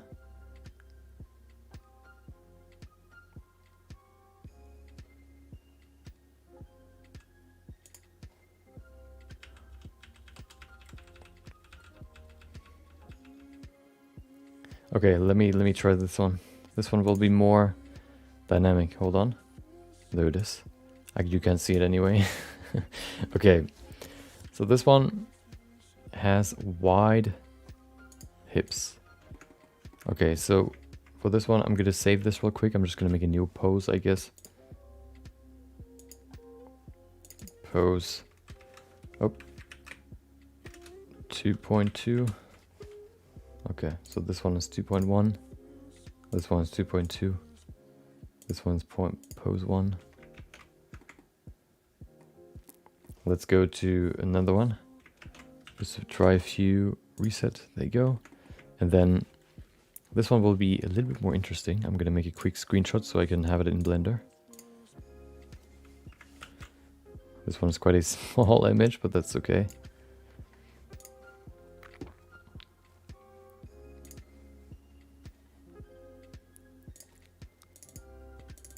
Why do we always stray away from the actual topic of the stream? I wanted to block out the characters today, and now we're sitting here. But it's important, so we can't really skip that part. You know, if the pose is wrong, it'll be hard to fix it later. So, you know, how about we fix it now? Or we get a good foundation. So, let me show you what I'm looking at. Hold on. Where are you? You're not here. Why are you gone? Hold on. Did I save it in the wrong folder? Oh, there it is. That's it. Maybe something more like this. I want to see what that looks like. So it's more dynamic, you know, as you can see. How about we try that? So first of all, it's rotated to the side. Like this. Then down.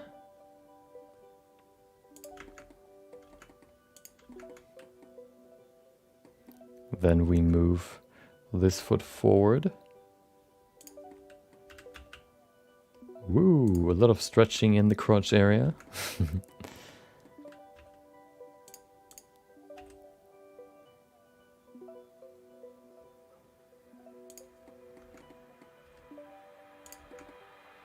Maybe it's a little bit too deep. Let me pull it up a little bit.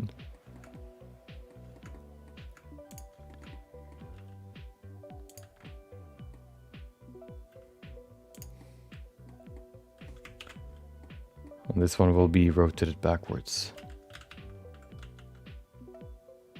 Well, it'll be interesting. Now I remember why I wanted to stay, why I wanted to keep the pretty, like, simple pose. Because then we don't need to adjust these obvious flaws. Yeah, maybe we should stick to something simpler.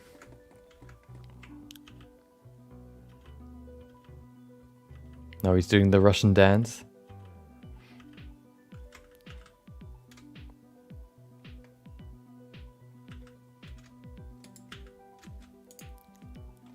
Okay, well, how about we don't do that? So, standing like this is kind of,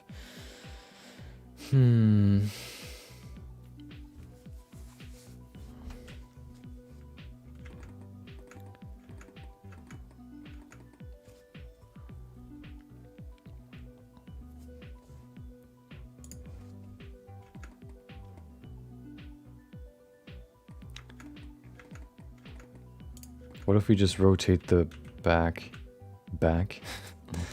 like this? Just to give him some more confidence.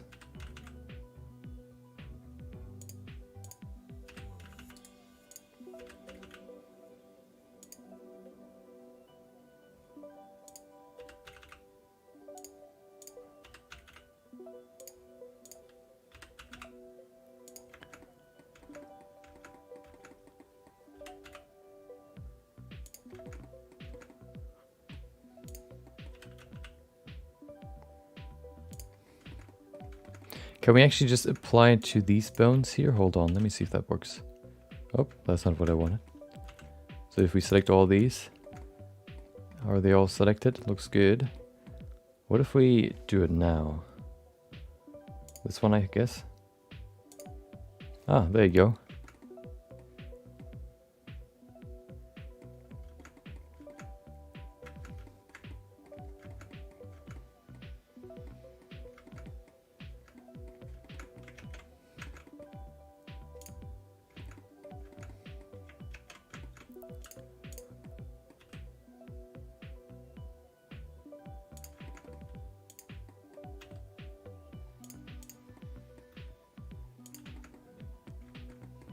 I like this. I like this. I think we're on a good path here.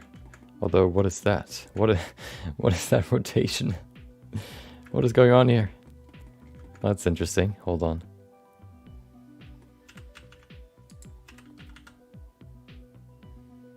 Why is that so weirdly rotated? There must be something wrong. I guess because I applied the pose from a different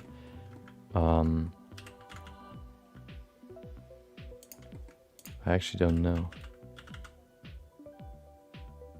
Oh, now I know.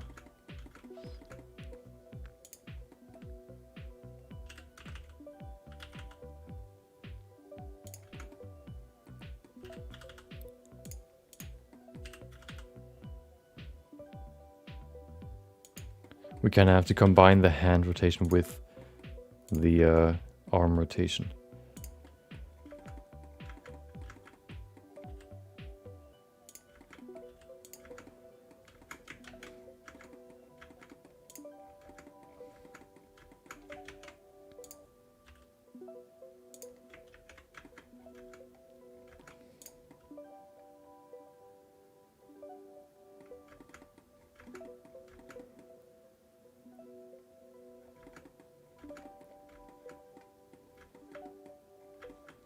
Okay, and then we could maybe just rotate this slightly over here a little bit more, so we can rotate this back into the middle.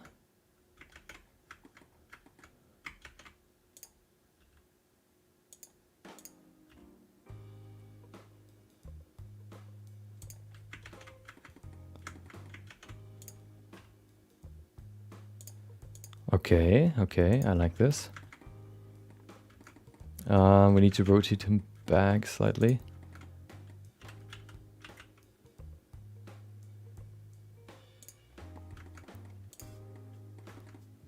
Yeah, I've used IK before. My original, like, first character that I created has IK. But when I want to use the human meta rig, you cannot use the IK, or it doesn't convert it into the usual, meta rig. Unless you have all the bones, and because I don't want to have the muscle, the face bones, I couldn't really use that, so I don't really have IK here.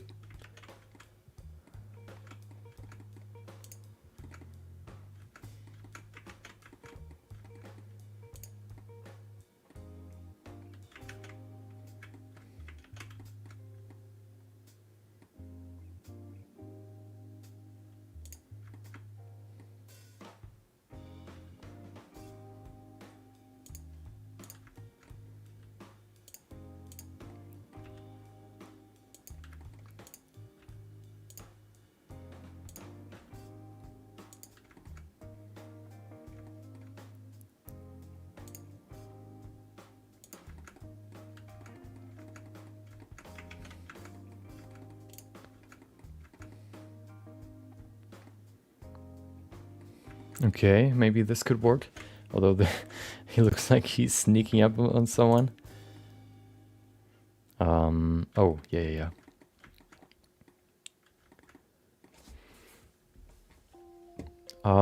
Welcome, Noniac. Hope you enjoyed your Monday and your weekend. Welcome. I never tried ZBrush, but that is definitely something that I want to do at some point. We recently basically asked ourselves and solved basically the question, or asked and answered the question whether or not you need a tablet for sculpting. And another question that I actually have is whether or not you need, or whether, yeah, I want to I want to compare Blender to ZBrush to see the differences, maybe the similarities in workflows, and then, you know, yeah, just by kind of compare the two. That's something I want to do in the future. Probably pretty soonish. I don't want to tease something specific, but that is definitely something I thought about using, just because I want to, you know, learn about it, because so many people use it, and I kind of want to know more about it, how it works and all that stuff. Okay, this looks a little bit too much. There's too much hip movement going on, I feel like.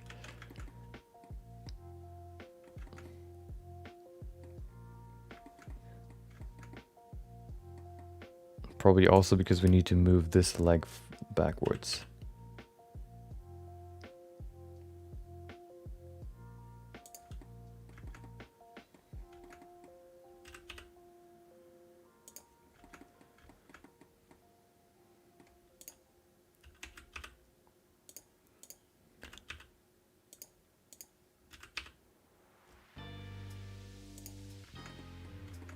Okay, and then we can move this forward.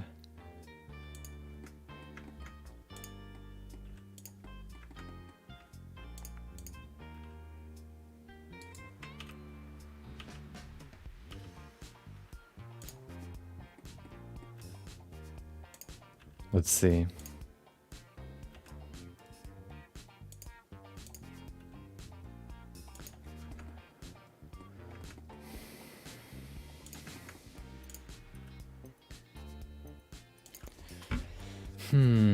Yeah, I think the biggest difference between Blender and ZBrush is really the, I guess, that you can fully stay in the scope mode.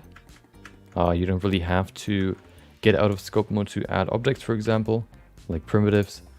You can all do that in scope mode, because ZBrush is basically scope mode in Blender, but as a separate program. I think that's something you can do, which I really like, because then you can fully, you know, stay in scope mode without having to do anything else. And then also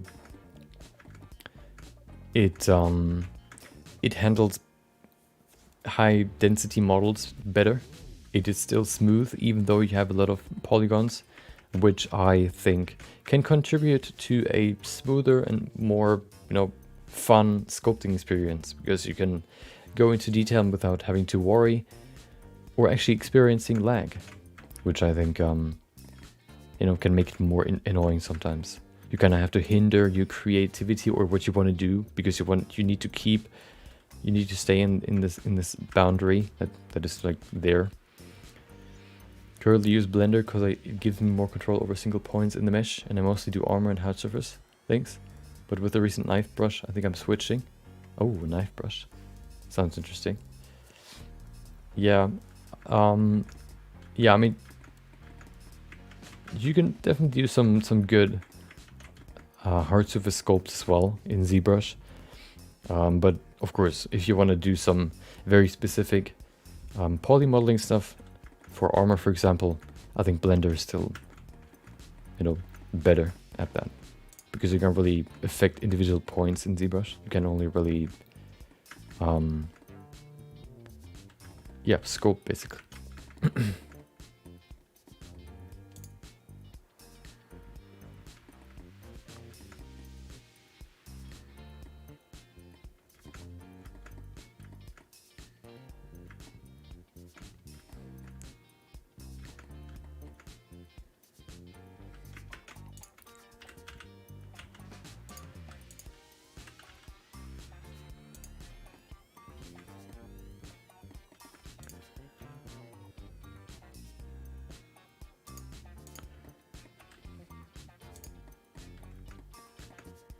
No, that's too far. I don't want to put them too far apart, because that'll just make it look weird.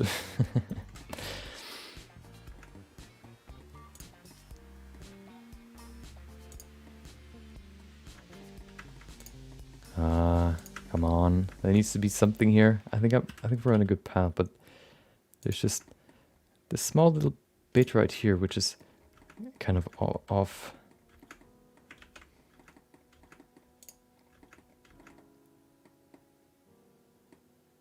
This doesn't really look that great either. Let me look at the this reference here.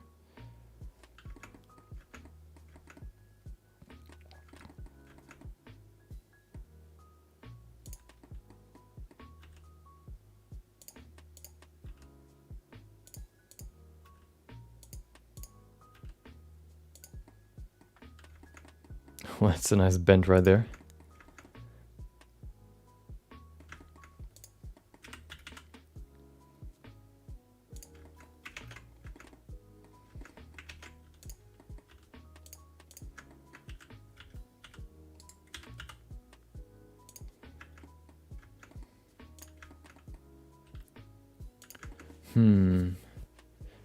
So freaking happy with this head sculpt. Oh no, another head sculpt. Yeah, they look better and better with every one you post. Especially once you've added hair, you know. Every character looks kind of odd without hair, but once you add hair, I think it kind of, you know, gives it a more pleasing look for the eye, I guess. Or it just makes it look more, you know, more interesting.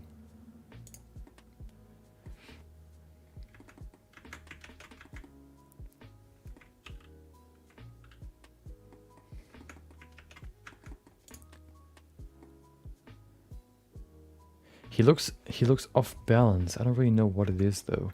Probably because he needs to move over here a little bit.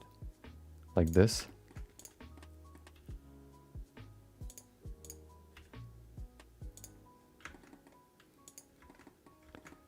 Welcome back, James. Hope you have enjoyed your weekend. Hope you've enjoyed your time.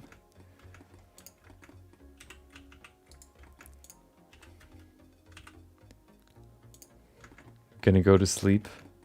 Oh no.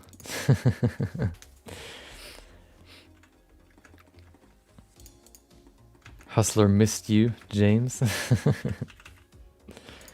He's been asking where you were.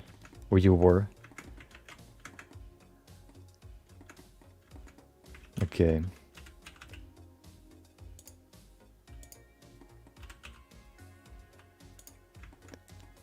Let's see. The new bevel brush and knife brush of 2021.7 is really mind-blowing. Take a look at the latest what's new. Okay, let me see.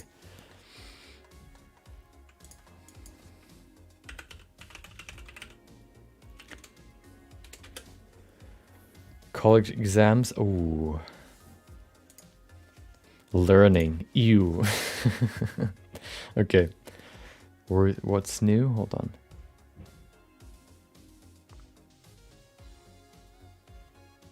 New version. There it is. Let's see. Show me. Oh wait, that's 2 hours. Oh no. Well, is there a shorter version? 100% multiple choice. Nice.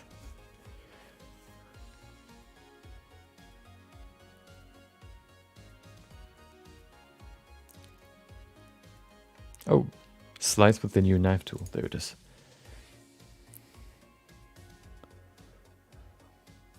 Oh, yeah, that's nice. That's really nice. So basically Boolean, but with an actual brush. That was quick. Probably said that was actually standard. Okay. Yeah. That looks really cool.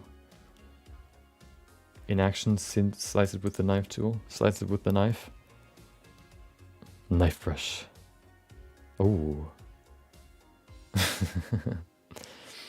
Yeah, I can see that being very helpful for armor design. I don't know if there's like a similar sculpt. I mean, brush in Blender. I think there's only the what is it called again? Hold on. It's the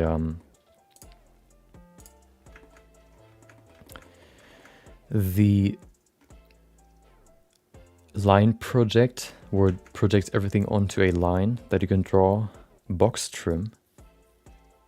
Okay, hold on. Oh, that's pretty cool. But you can't really draw polygons, I guess. So you can't really make complex shapes, you can just do this. Woo.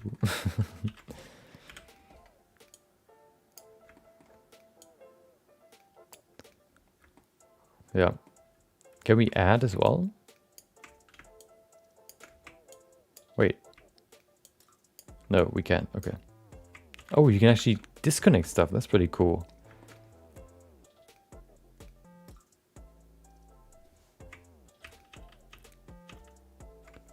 Oh, okay. ZBrush looking like the hot girl you gotta put effort into. I'll stick with wife material blender.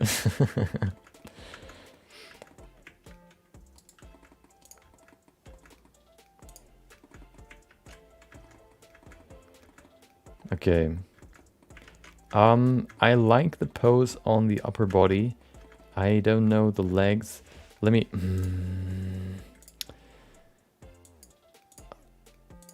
Walking pose. Let's see. Walking pose. That's wild. Yeah, that's pretty cool. That's a pretty cool brush. If the box trim, if you could use that by drawing, that would basically be the same. But you can't because it's called box trim. Okay. Walking character pose.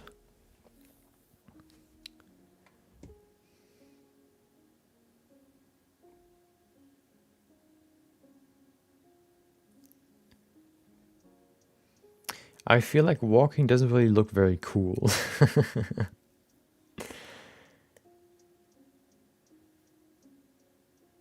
Maybe this one. Hold on. Blender currently has the box trim, but it's only box based. Yeah. And it uses a very inefficient boolean. Yeah.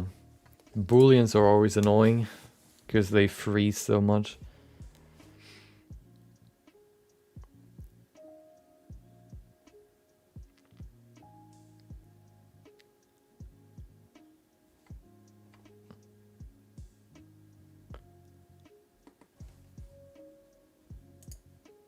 Knife brush. Yeah.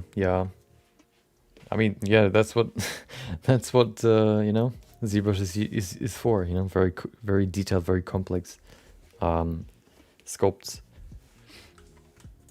And, you know, being very free in how you can change them.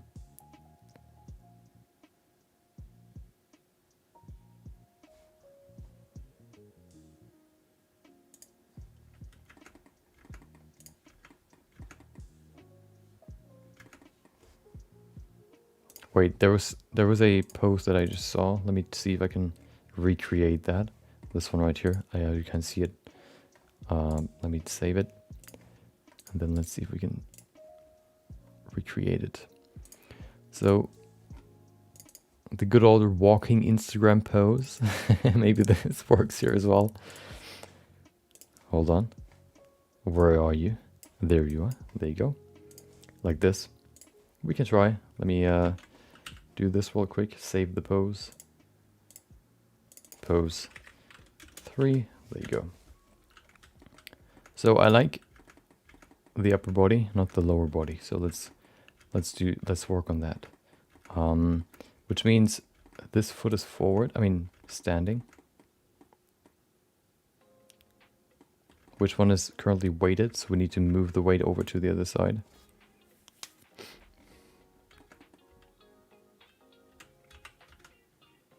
Zip. Slight tilt. Milady, exactly.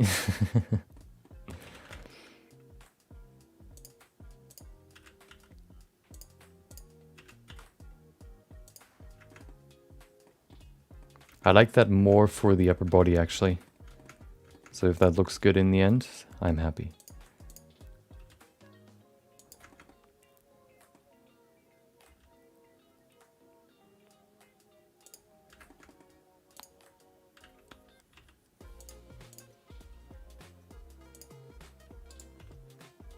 Maybe we need to lower the legs a little bit so they have some more bending room.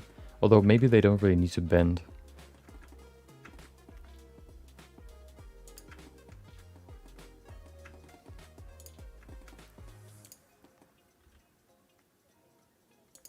Maybe they actually need to be straight. But I feel like if they're too straight, they look too stiff. That's the problem.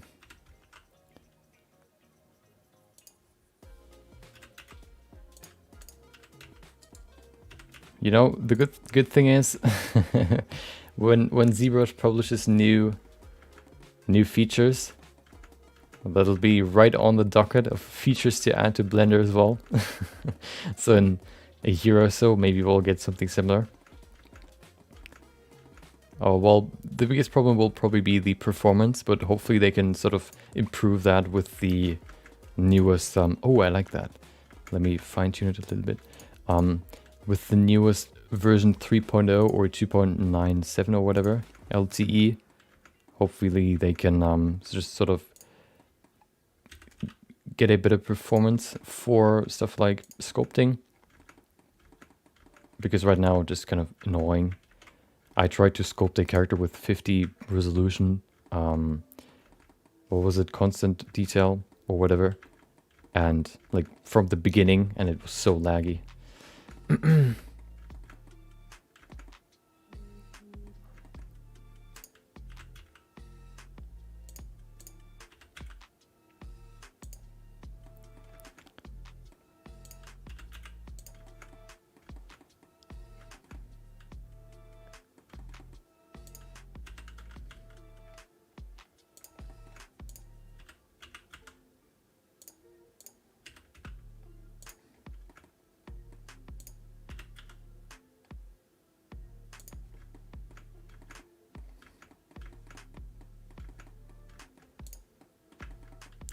Okay, I think we're getting there. Just a few more moves here.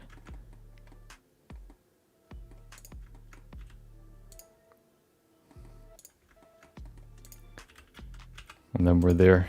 Then we can actually move to the topic of today.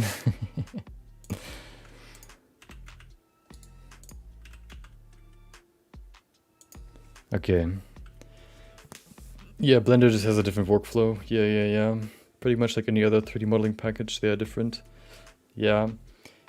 ZBrush just can fully focus on like sculpting performance, while Blender needs to look at not only sculpting, but also modeling and also rendering and all these different features that you can't really put too much time into sculpting necessarily. But it's good enough to create whatever you want. It just, it's not as fast, I guess, as ZBrush.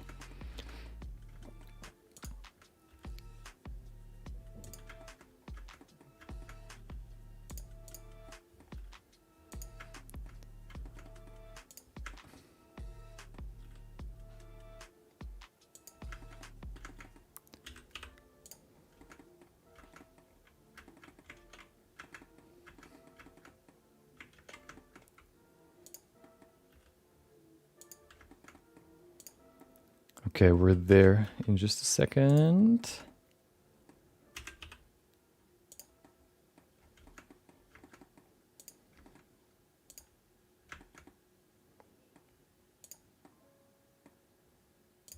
Din, din, din, din, din, din, din.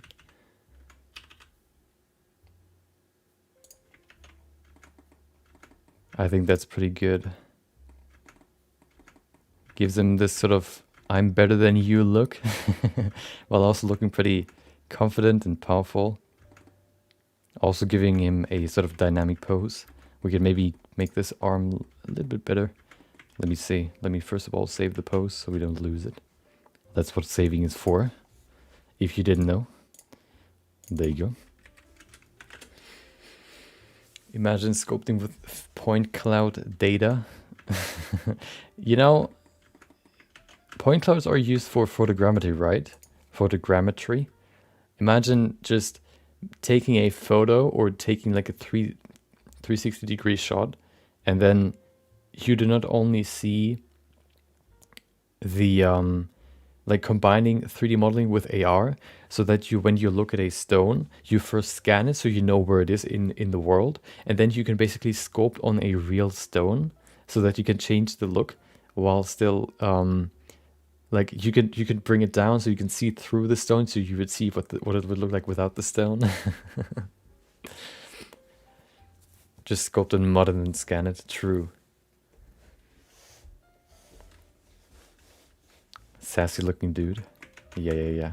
I think this is like a pretentious little dude that is still powerful, so you hate him for it because he knows he's powerful, but he knows it as well, so he's, you know, he's annoying about it, I guess.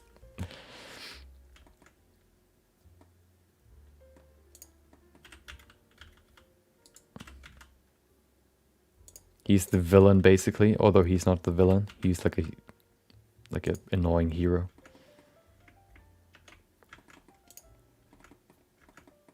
I kind of want to keep his legs further apart because that would make him, like, it looks more feminine if they're too close. They're more like this.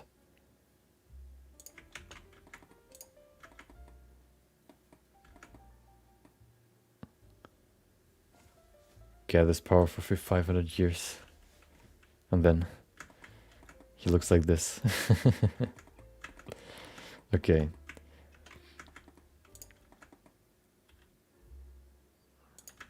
Exactly, power of friendship beats everything. And then the villain is like, why didn't I think of it? How can he beat me? There was never a hero that could beat me. I mean, there was never a story where friendship and groups of people were able to beat what was unbeatable before. How could I not think of that? Or unbelievable.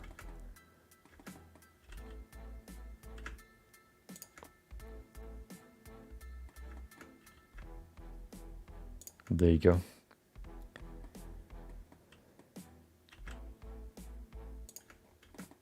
Good thing now is the scythe has some more room. There's nothing in its way. And it looks better. So yeah, thank you for the critique. I appreciate it. Without it, it wouldn't look like this. There's maybe, you know, some small improvements we can make. But we'll use this one. Let's go through the iterations real quick, just gonna see them all. So we have this one, the final one. No, let's go to pose 1. So this was the original. There you go, looking like Michael Jackson, trying to hold his hat while he's preparing to do the sickest dance of the century. There you go. Then we have him walking like he's looking for some eggshells or some bananas being put down so he doesn't slip. Next one, he moved. Number 3. Now he's looking a little bit more confident, but he's kind of awkwardly running. There's something weird about him. He's really weird. Then we have number 4. He changed his stance a little bit, looks a little bit more confident, and actually is more dynamic and puts his weight onto the right foot. And then number 5, he is finished. Perfect. Okay. Let's actually go to the blockout phase now. Point cloud sculpting would illuminate the need for adjusting the subdivision levels. Yeah. Problem, or, well, doesn't it work in a way where they just use the point cloud to see how big the model needs to be, and then they retopologize the point clouds by looking at the outer edge of all the point clouds, instead of treating it like a model, of course. It could probably still work, but yeah, I don't know how it really works, so I can't really speak on it too much. Okay. First piece, the hat, might be too small, but that's okay. He's not insecure about it. He knows exactly what he has, okay? He knows his hat is small, and he's proud about it. There you go.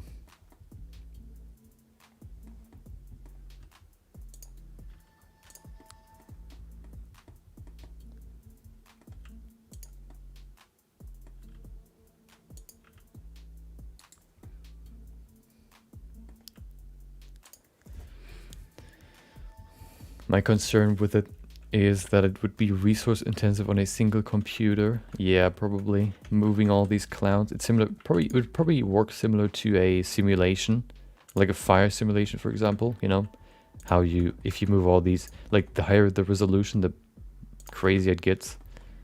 I could see that with point cloud sculpting as well.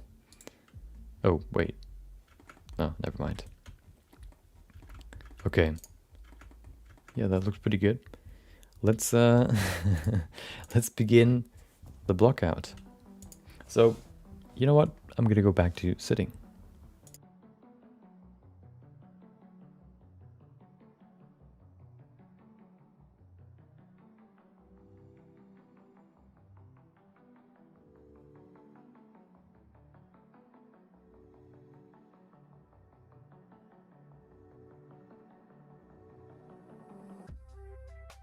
Okay. So,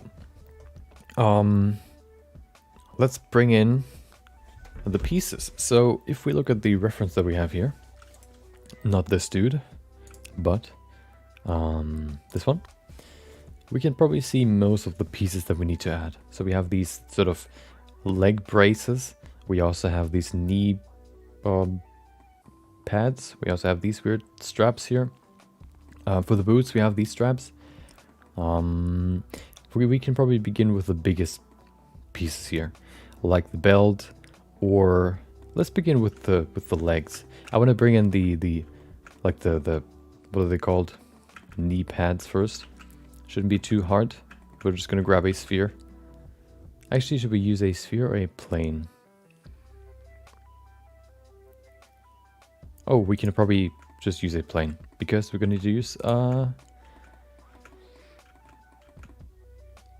no, we're gonna sculpt it besides here on the other, like over here. So we can link it. There you go. Okay. So let's rotate it to the sides. 90 degree. Knee guards. Yeah, exactly. Knee guards. There you go. So first thing first. There you go. Oh. Okay. We can probably mirror it actually, because it looks quite similar on both sides.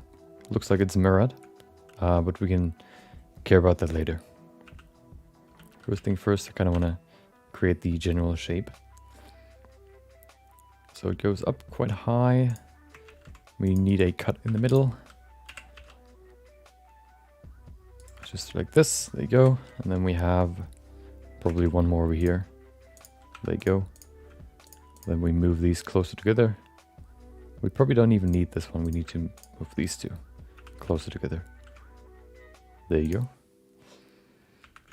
Highlight this one. Maybe this one is probably better, so we can set it to active element. Perfect. Look at that. Isn't that beautiful? We can probably remove this side though, and then we can use mirror. Oh, hello. There you go.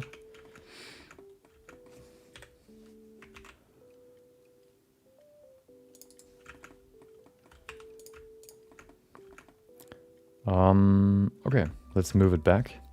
And then we should have a starting point, hopefully. Maybe it looks horrible, maybe not. Yeah, so we have to definitely... Actually, hold on. Oh.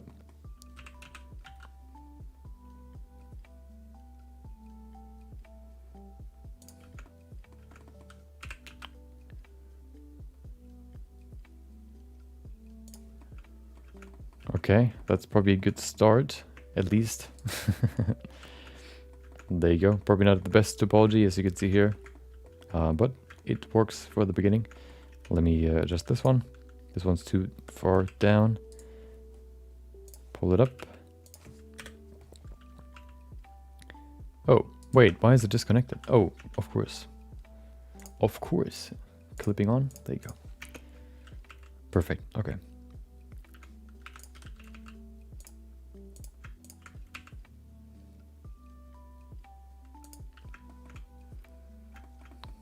Perfect. You can see a slight sort of indent there, but that should be okay for now. Let me add one more here. We can maybe even move them outwards just to, solve this problem here.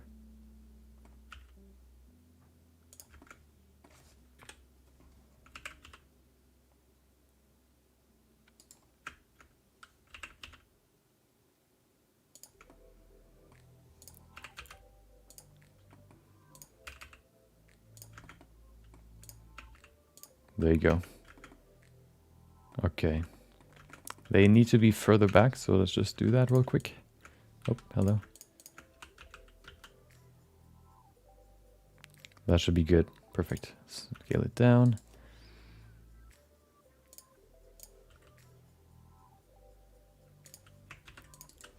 Okay.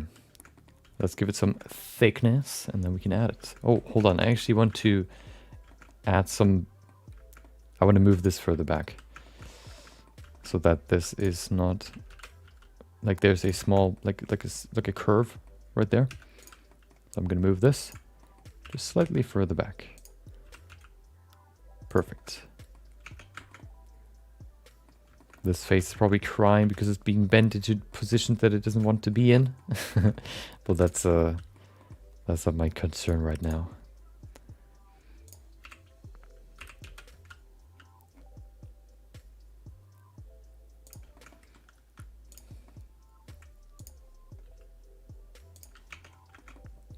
Okay.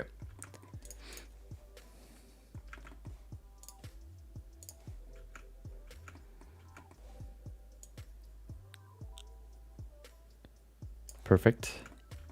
And wait. What is that? Ah, there you go. There was a very, very slight gap between the vertices. Now we can do Alt-D for a linked duplication, which means if we change this, woo, the other one changes as well. Perfect. Okay.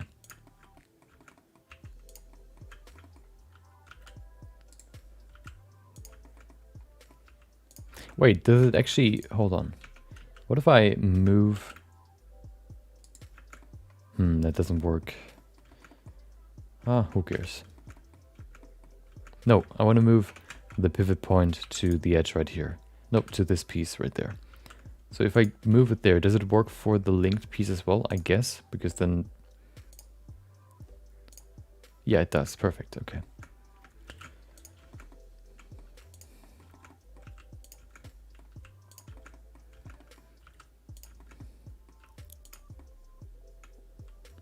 Okay. There you go. That's a little bit too small.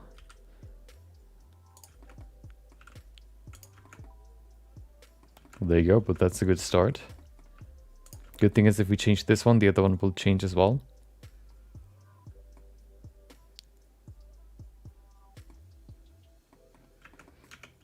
So we can, for example, move these edges down just a little bit.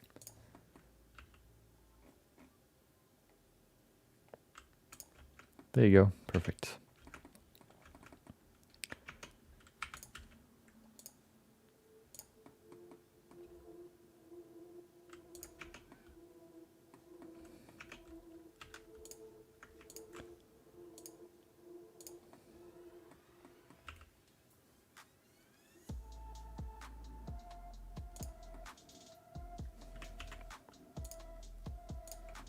Now we can bring these closer.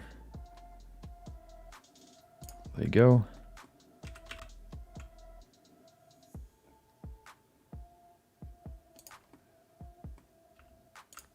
Blockout doesn't have to be perfect, but it should give us a good starting point. Okay, that's pretty good. Let's go to the next one, to the other side, basically.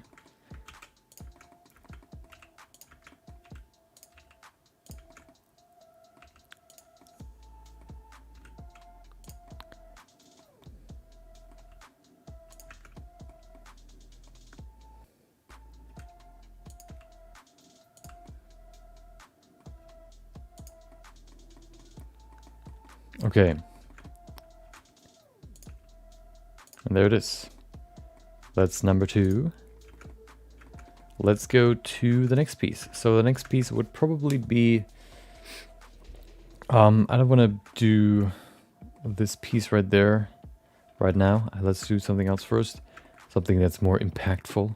How about the, there's a weird pad on this side as well for the arm, which looks so weird. Does he have it as well? He does. It's just like a small pad on the side with some spikes on it. You can't really see them here. Hold on. Well, you can't really see it here either. I have some more references, hold on. So this one probably, you can see it here, right there. Of course he has arm braces. We could add those. Let's add those first. So we're just gonna grab a good old plane. There it is, okay.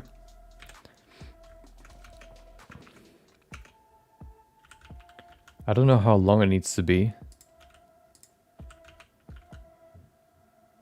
Maybe this long? Let's see.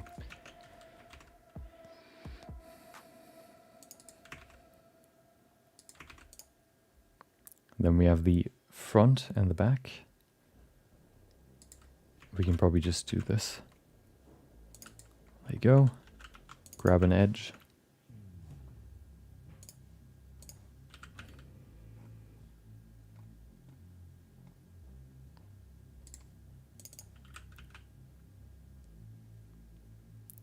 Do this. And then, oh, hold on. We don't have a middle edge. Now we have.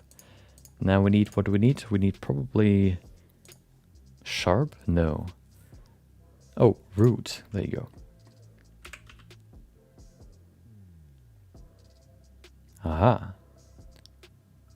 Perfect.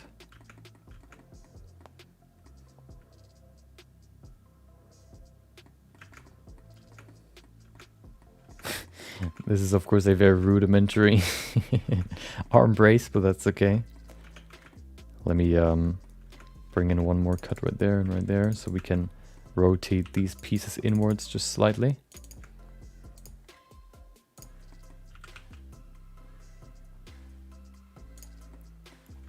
That's better.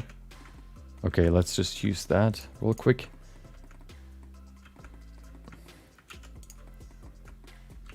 They might be too short, they might be too long, we'll see. That's what the block out is for, so we don't create a full detailed arm brace and then we see, oh, well, it's too long, too bad.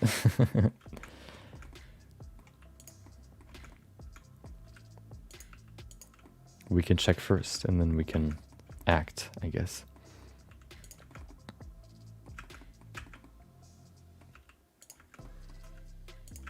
It appears to be a little bit too thin, so let's change it.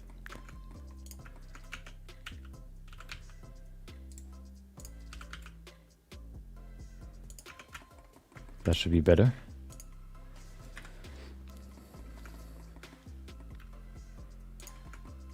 Okay.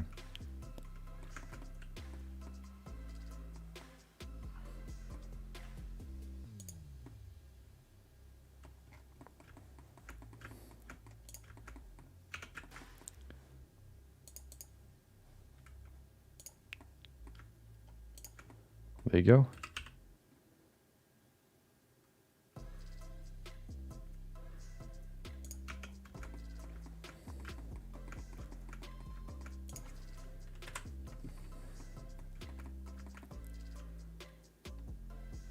I think that's okay for now. We need a solidify modifier though. This one's just a huge knee pad and the other one is just these small pieces here. How about we make this smaller? There you go. There you go. Solidify. How much do we really need? Oh, of course.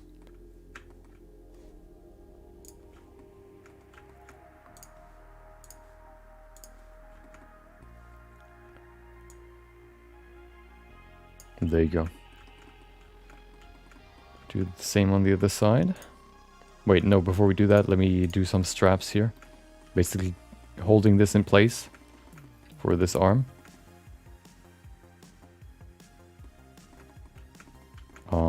Yeah, we can probably just use a plane, I guess.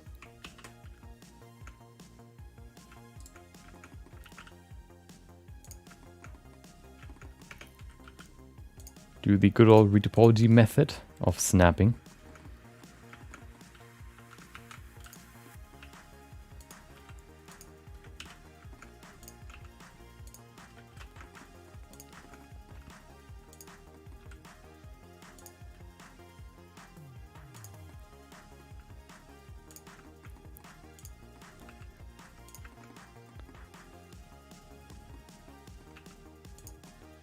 Let me just quickly add a good old solidify modifier so we can actually see the piece. There you go.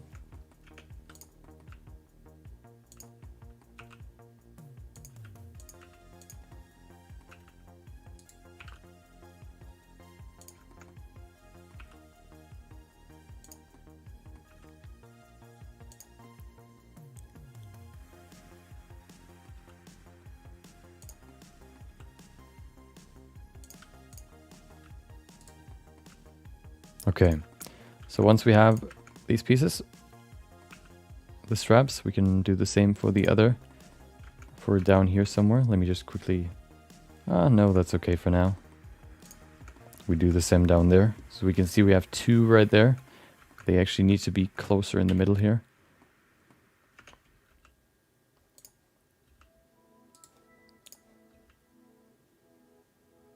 Right here. Okay. Do the same again. There you go.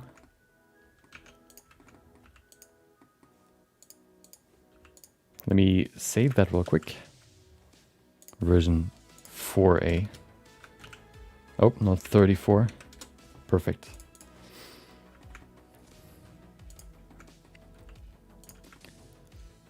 Yeah, I remember sculpting or modeling a character before that also had these arm braces, and for that one I actually created arm braces that fully went all around the arm, and I think that doesn't really work when you want to create like practical armor, just because when you rotate your arm, the brace doesn't really, well, your arm deforms when you rotate your arm or your wrist like this. And the arm brace, of course, because it's like armor, it can't really respect that, or it's not tolerant. It's anti-deformation. That's actually sounds like a political term. So it can't really, you know, it can't really rotate, it can't really move, can't really bend. So it's a little bit harder to yeah, with that character, it was a little bit harder to really put these braces onto the character.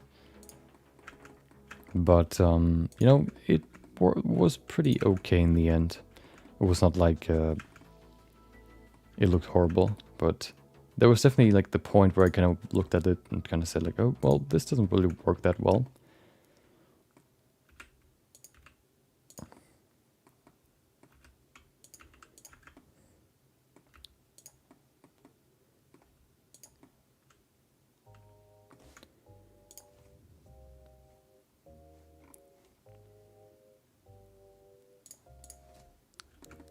Okay.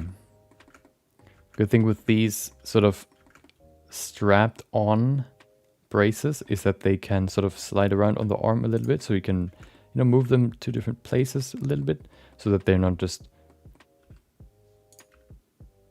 perfectly in the same position both.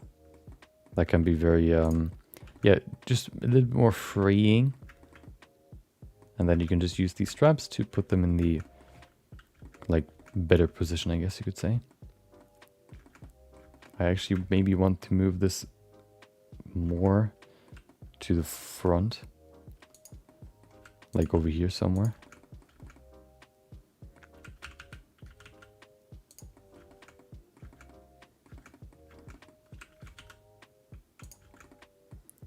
Kind of aligning it with the wrist, I think that's a good idea. Over here. It's not really on the back of the arm then, but it's more aligned with the wrist, which I think I like more. Let's look at the reference here. This one, nope, where is it? This one first.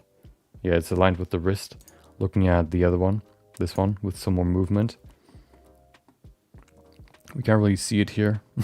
The other arm is completely hidden. Okay. Yeah, I think aligning it with the wrist is a good idea. Like this. It might be too short. Let me make it a little bit longer.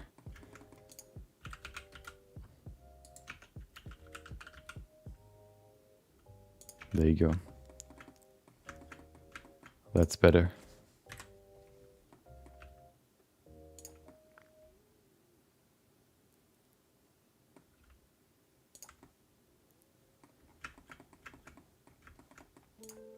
I think this one can probably stay in the same spot. It is actually aligned with the wrist, so that's good. Let's copy this one. There you go. Give me that strap.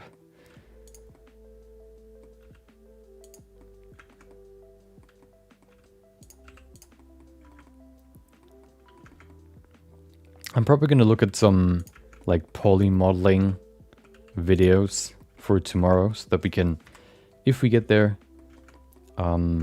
maybe not sculpt everything, but rather actually do some modeling for some armor pieces, because that can probably maybe hopefully speed up some of the pieces here that we need to model. Although I don't really know if we get there tomorrow, because we have so many small pieces to like put into the sculpt. I mean, the character. We'll see. That's in the stars.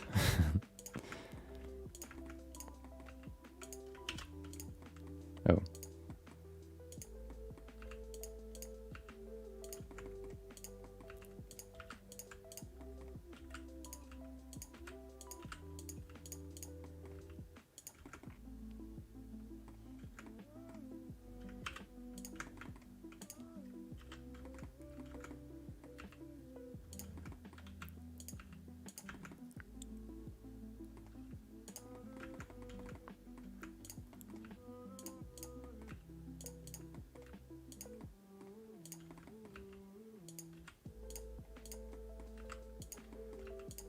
Okay. We're losing some geometry here. I think we just need to move them closer to this side.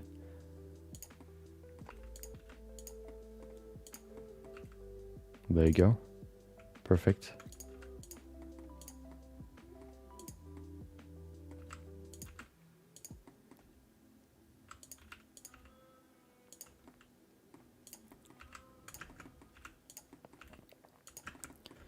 Yeah, I mean, the armor is quite detailed, of course, but, you know, it'll look even better in the end then.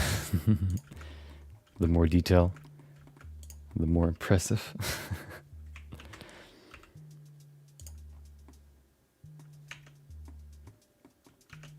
There you go.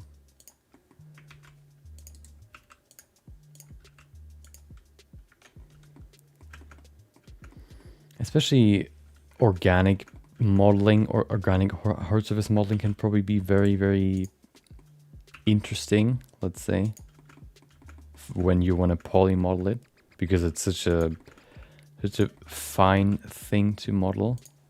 You do not only need to look at the edges and all that stuff, you also need to look at the shapes, that they sort of flow organically, similar to a car. Good thing with a car is you usually have a like a technical, for example, drawing or technical illustration, where you can basically have the front side and maybe top view and back view to align all your pieces, or at least in the beginning, so you can create the basic shape. And then you know, you have concept art sometimes for different like fantasy, I don't know, bicycles, I guess, or other vehicles. But with armor, it gets pretty interesting, because it's it needs to look very smooth, so all the vertices also kind of have to align very smoothly, which can be quite hard.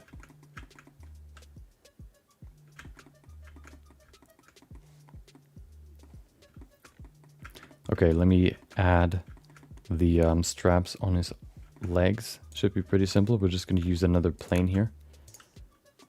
There you go.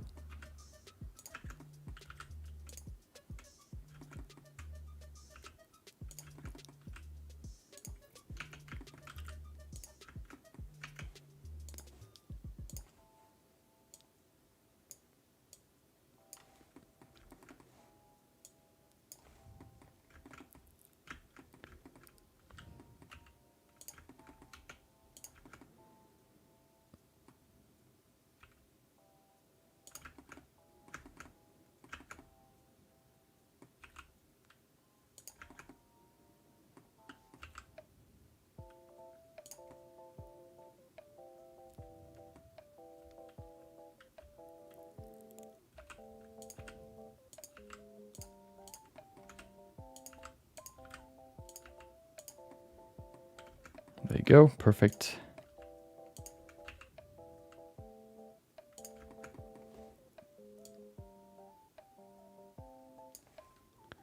It goes all the way up the leg.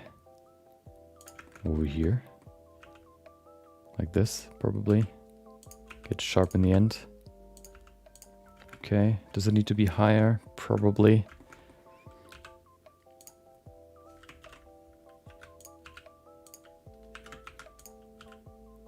By the way, if you're interested and you haven't watched the experiment where we tested or wanted to answer the question whether or not you need a tablet for sculpting in Blender or sculpting in general, digital sculpting, there's a new video that came out today going over the experience looking at the two sculpts that we did. We basically sculpted the same character twice, once with a mouse and once with the tablet, just to answer the question, do you need a tablet for digital sculpting? I think it was like an interesting experiment. First of all, just because I wanted to know the actual answer. And second of all, because I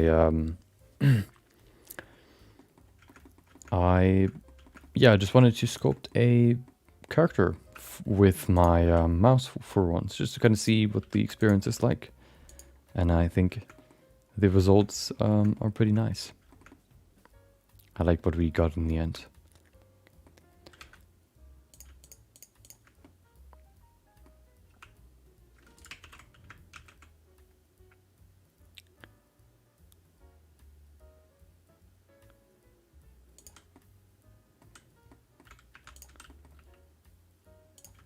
So if you're hesitating whether or not you want to actually get into sculpting and you don't have a digital tablet, fear not. Your mouse is just as sufficient as the tablet. Or is it? Maybe. You know? To know that, you have to watch the video. Yeah, there are also some tips that I included when you actually use a mouse for modeling to make it a little bit easier, more ergonomic, I guess you could say, for example. Not just, well, I feel like this is like that. I also, you know, wanted to add some tips to improve the way you sculpt, whether or not it's with a mouse or with a tablet. Make it quicker. There you go.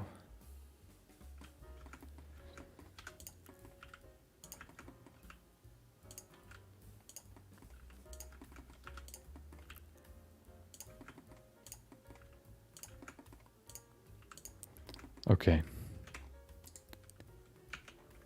So those are the straps on one side. Now we need to bring it to the other side. What if we just duplicate them? Does that work? Let's see. We need to scale them though, -1. Oh, that's interesting. Still works though.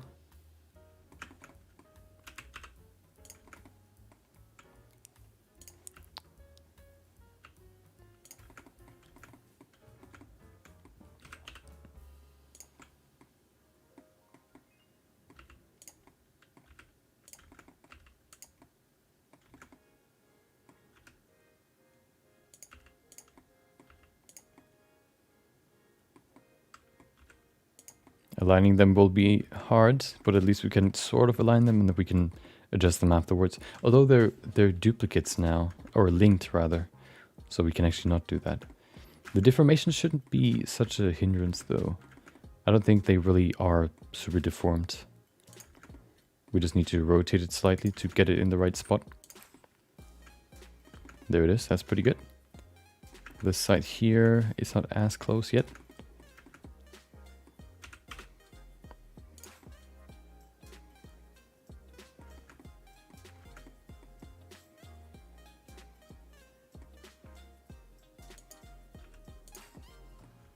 That's pretty good.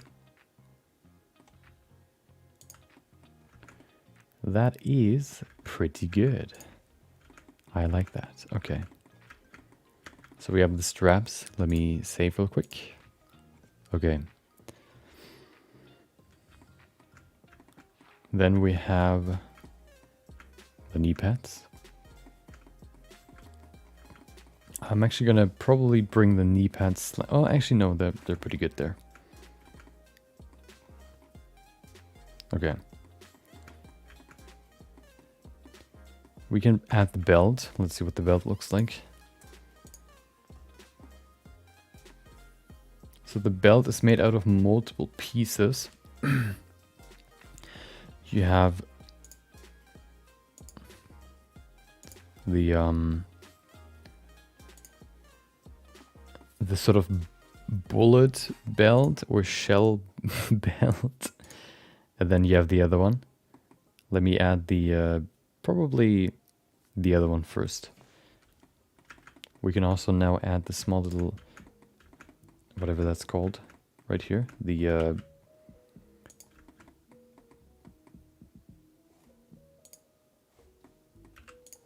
The buckle, that's what it's called. There you go. To connect this sort of band here with the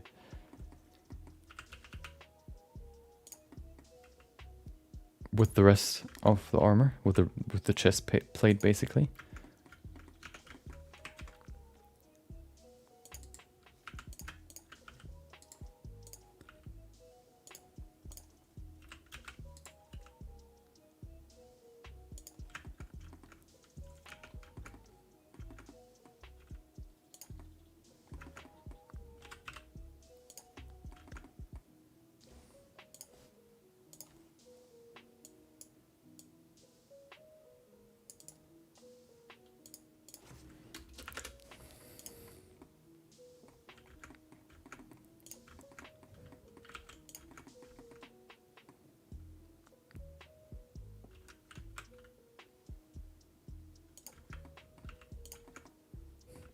Perfect. Both sides. We maybe even need them like at the top. Maybe don't. I don't think so. We'll see though. Let's see. So this one's in a good place here. Let's look at the top part here.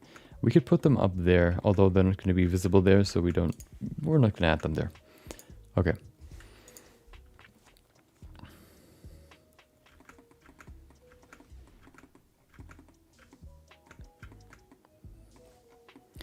We could add the straps for the boots. Those are pretty simple. Let me just actually add one multi-res step here for the character so we don't see the feet outside of the boots.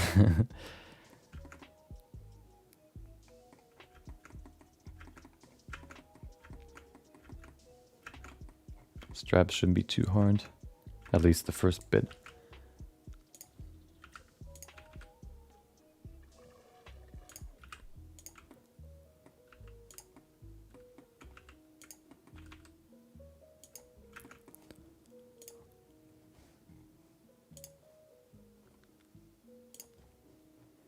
There you go.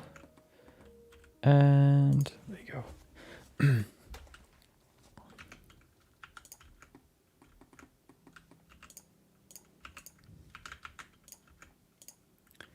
Let's add some thickness so we can see them.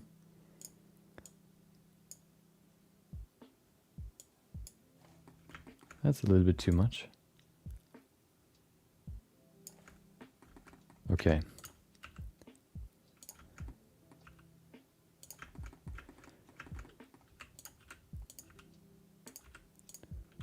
Perfect.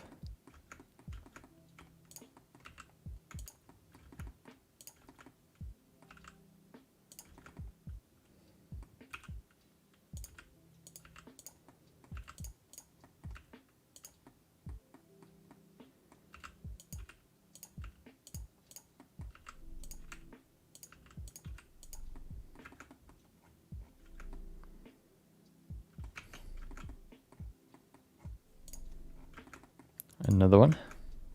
Another one. There you go. And another one. And another one.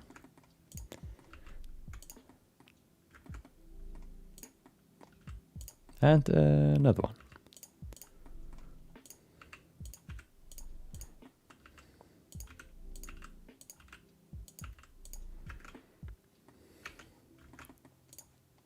Let me, should we add the buckle as well? Could be, doesn't really add too much to the overall look, I think.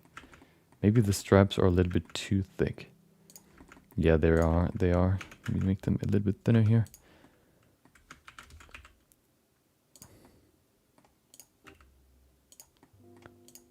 There you go. Do do do do do do.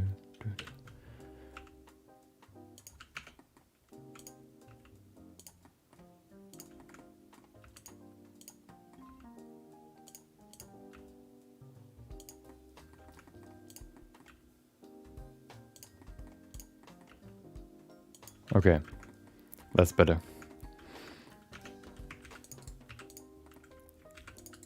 Oh.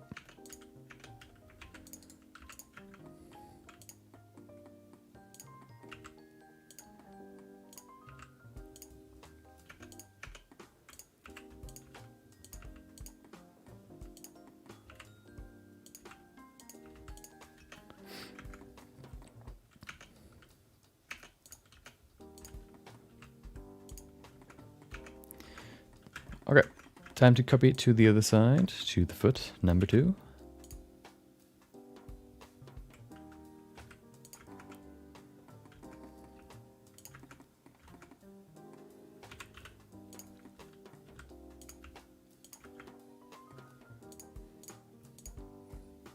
Wait, oh, we probably need to scale them so they have the same placement. Perfect.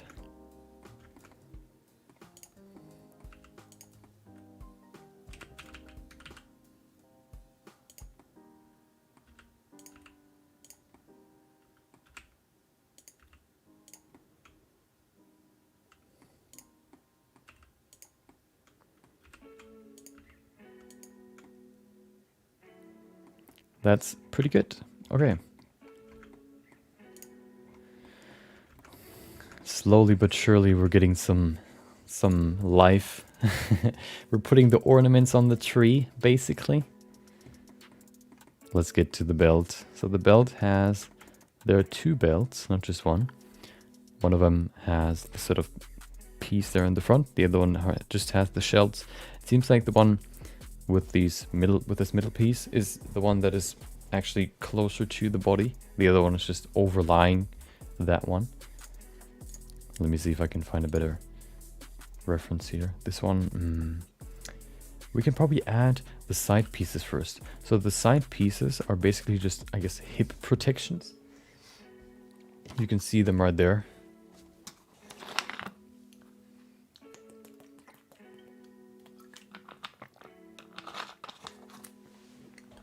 Okay. So let's add these hip protections first.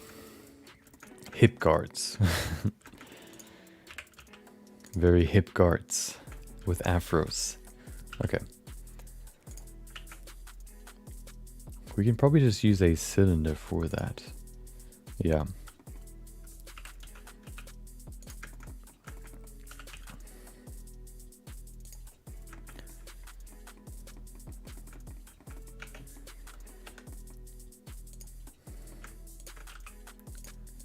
There we go.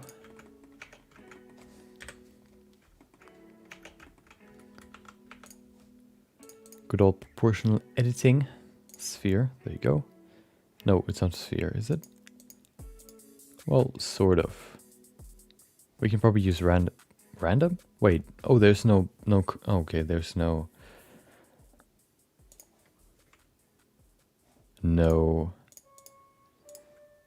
this one works quite well. No custom, like you have it in the sculpting tab. There you go. Move it upwards again.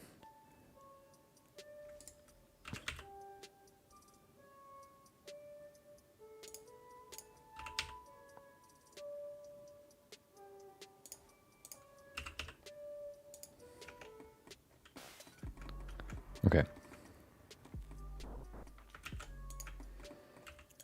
This might be too flat, probably, but that's okay. Because we can still change it. Yep, it's way too flat. Okay.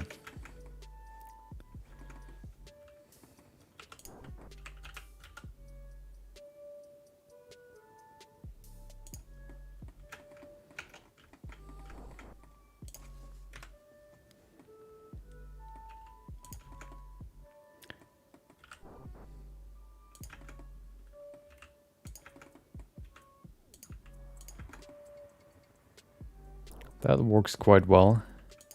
We need some solidness, though.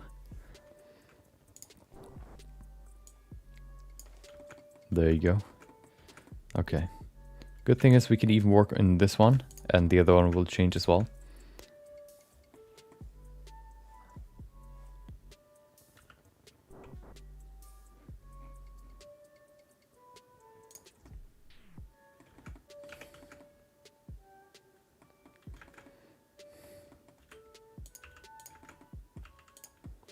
So for smaller changes, we can do them here as well, which is perfect. We can not only work in orthographic view, we can also work while we're working on the character. Amazing, right? Isn't that an amazing feat of technology? Incredible. Okay, there you go.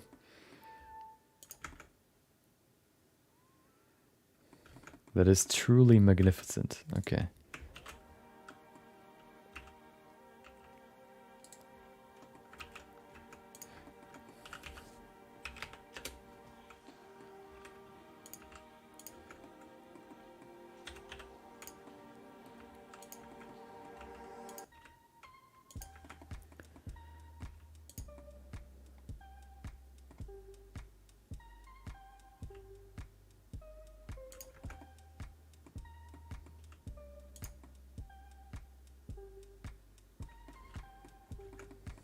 Okay.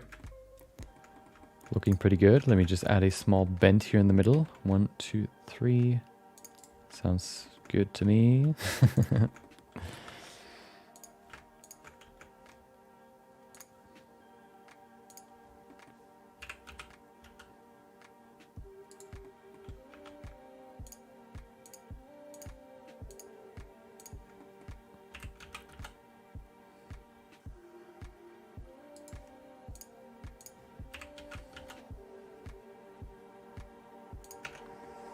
Yeah, that's better. Perfect. You know what? I think they can be thicker. Let's set them to 1.5. Yeah. Okay. I wonder if there's a way... Well, you can copy modifiers, but I don't think you can just... I guess... link them to... I don't think that's possible. At least I don't know how that would work. Or if that works.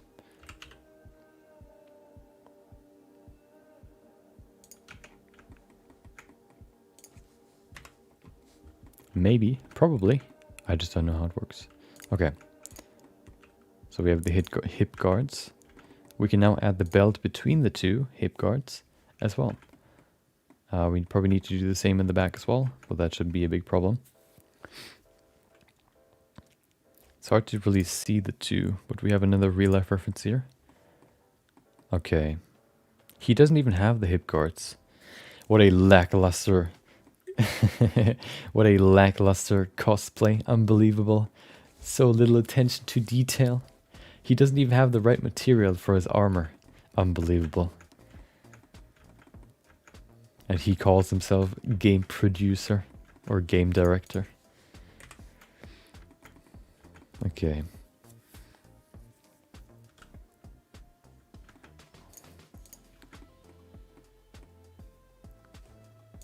Truly outrageous. Okay, there it is. So it probably works better if we use two pieces here.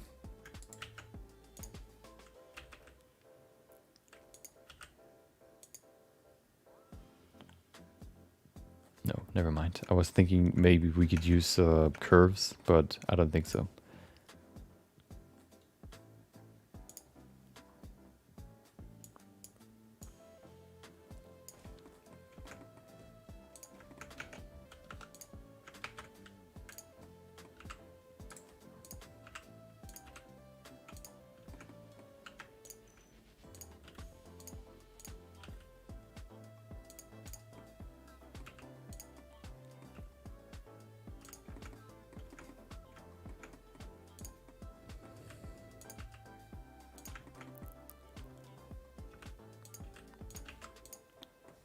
There you go.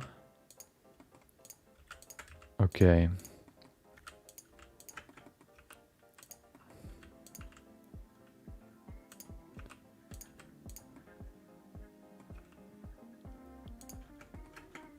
We can probably pull this down. Actually, no, this one is quite tight, and the other one is more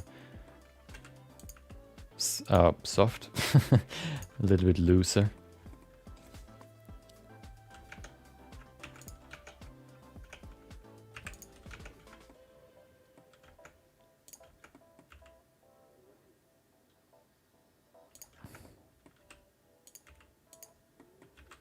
This one right here. This one will hang a little bit more.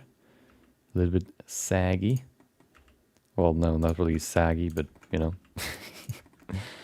You get the idea. Hopefully. Maybe. Maybe I'm just rambling to myself.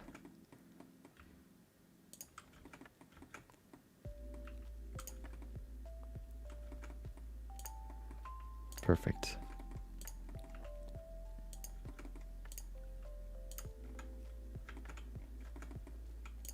Making it a little bit more asymmetrical.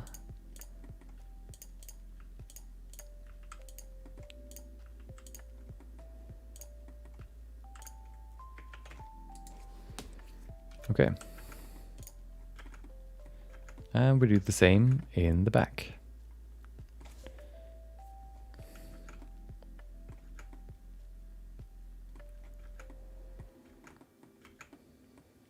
For this we can probably just make a big single piece. Although, no, we can probably do the same here. We can use this as a good base, and then we can basically put one on the other. Making a big strap here in the back.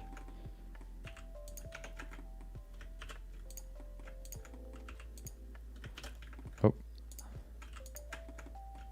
And then we can, yeah, make one that's pretty big, and then we can make one that is on top of this, the bigger one that is quite small. So like this probably, that works quite well.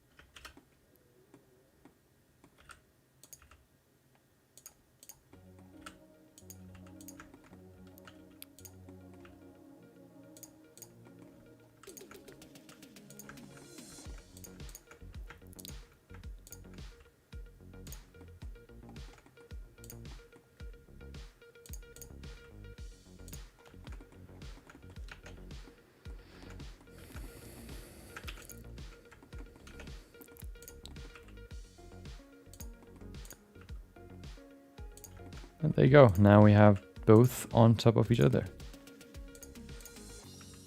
One that's smaller, one that's bigger. I think that can work quite well. Giving it a slight offset makes it look more organic as well.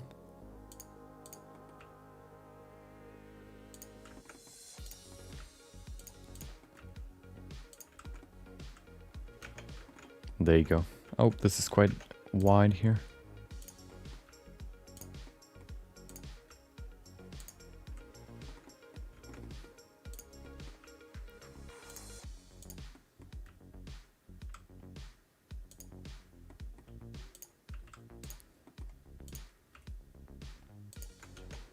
Okay.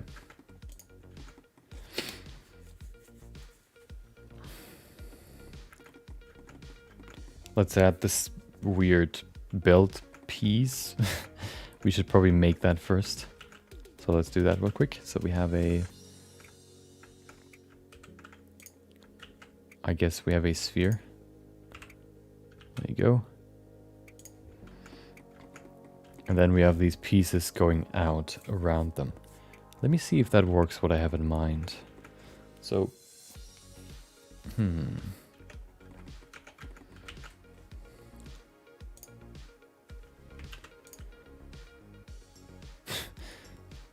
you go.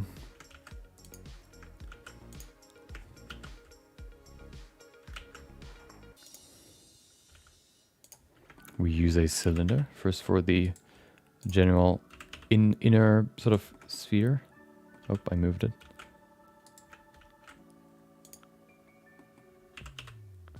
Needs it to be a little bit wider. Actually, no, it doesn't. It doesn't. It needs to be higher. There you go. And then we move this part a little bit further apart. We also need to move it up so that it fits the ball. And then we need to make it bigger. This is just an experiment. Maybe this doesn't work. But all we can do is try.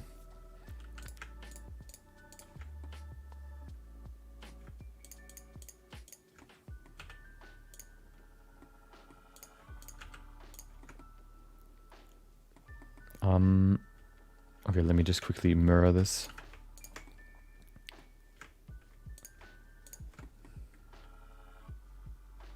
Might be a better idea to mirror it like that, actually. Yeah. There you go. Perfect.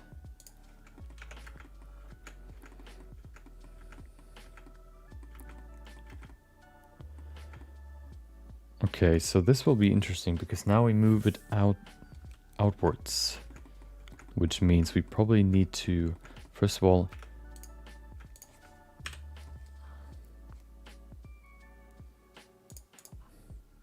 let's try that. So we move it over here and then outwards like this.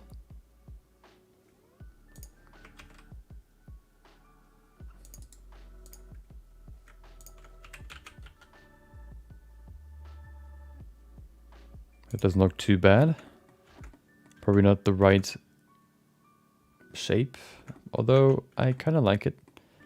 It might be a little bit too steep though. Maybe the ball needs to be smaller or this outside piece needs to be bigger.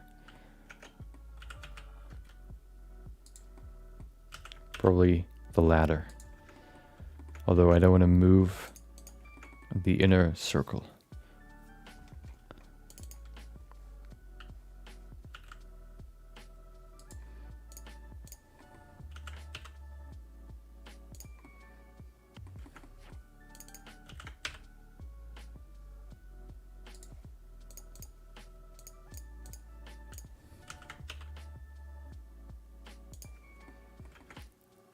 Oh, that looks pretty cool. Oh, now it's too big. A very delicate change we need to do here. Okay. I think that's pretty cool.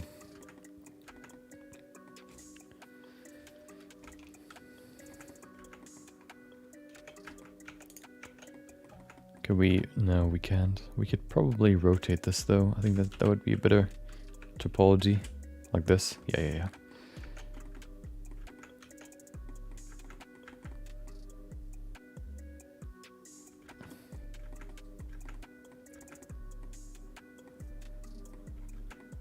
We can probably join this as well. I'm gonna duplicate this just so we have the individual pieces as well.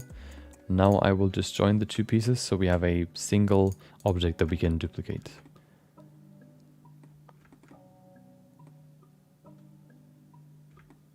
Wait, there's one thing that I want to change.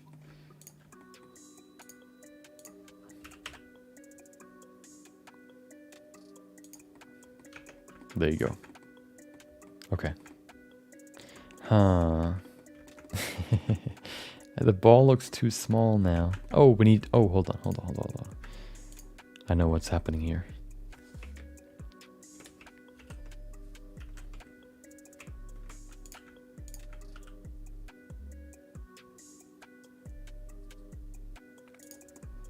We need to make it fan out some more here.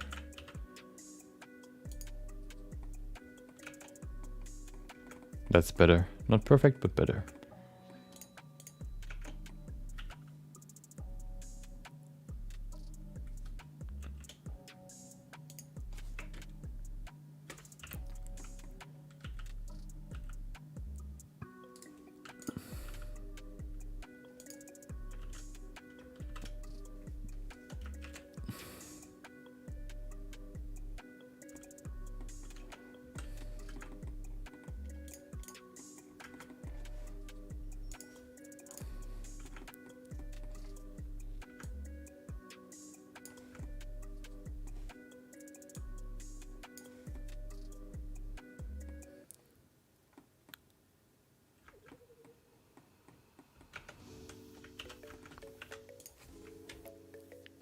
Okay, perfect. Move it down.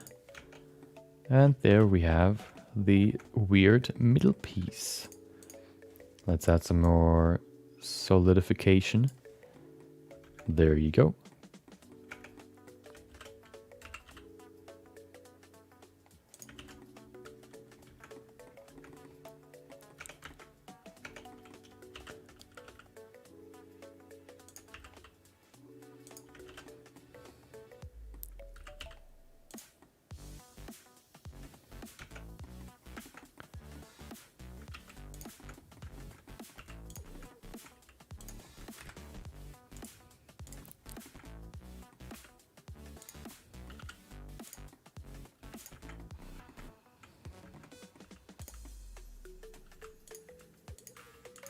See, this was way easier to model than it probably is to sculpt.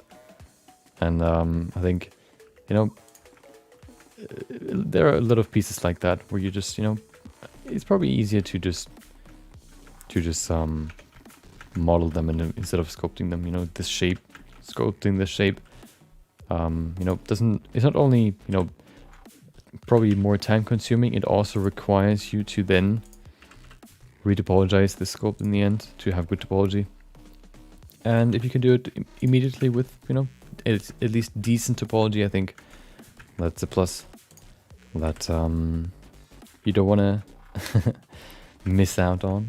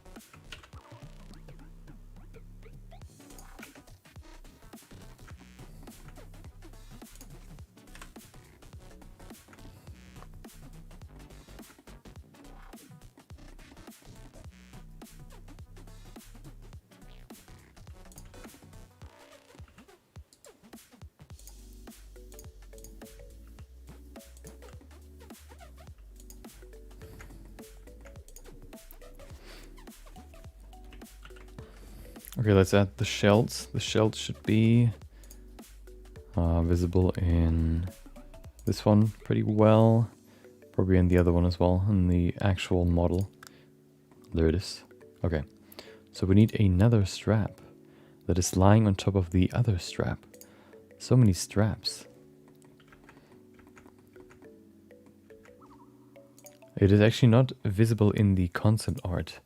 There's no strap for these pieces, as far as I can see.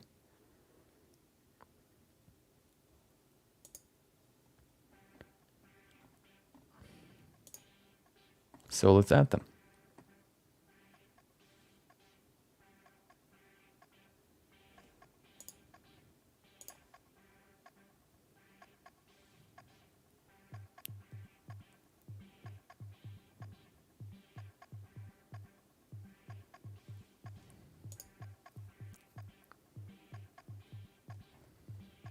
Or maybe that's the second piece that you can see here, the bright yellow. Maybe that's the one that we see there. I don't really know, it's hard to see.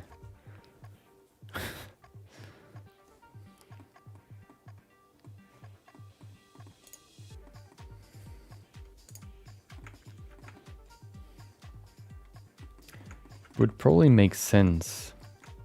Yeah, let's do that. Okay. So first of all, we need the shells. Pretty simple. Let's just use a, I guess, cube. There you go.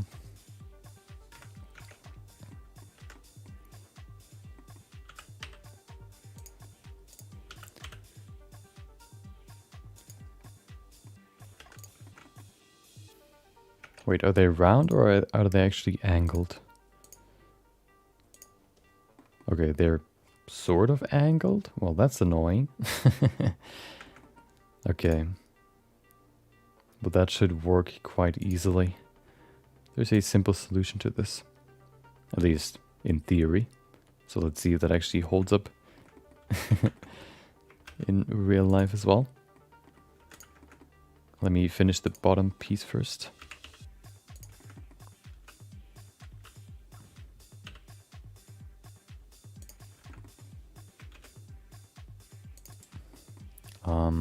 Okay.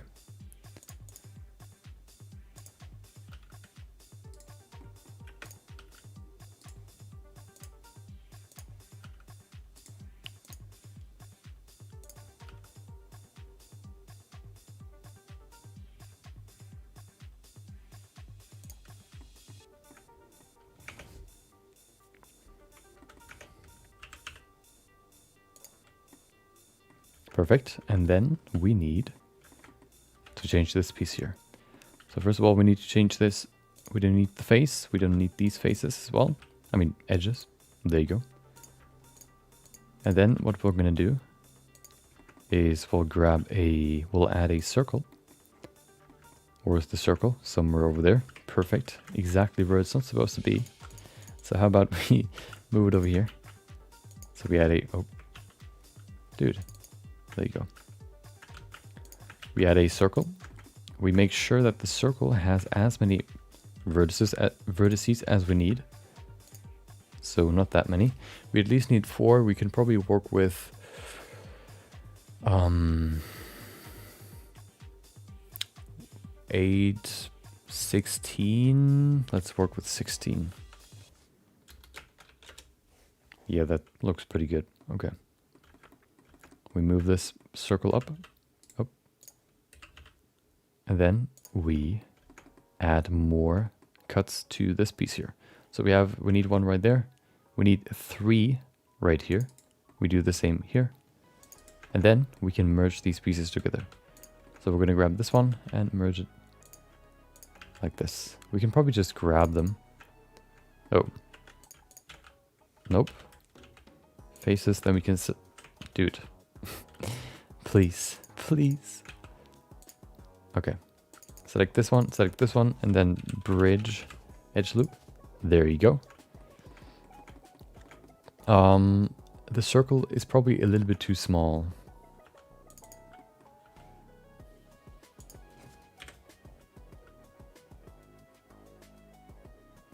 That's probably better. Okay.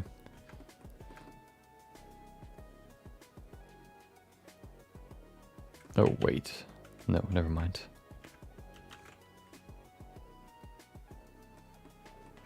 And then what we'll do is we'll grab a few cuts right here. There you go. Do we even need them? Probably not.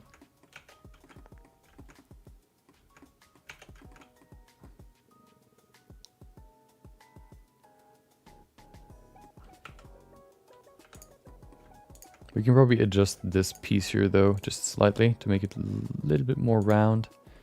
Very, very slightly.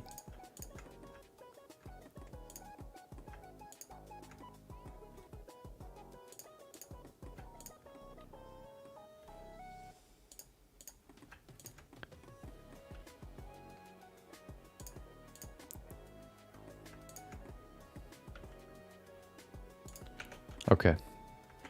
Better than before, but not perfect. But that's okay, because this is only a block out.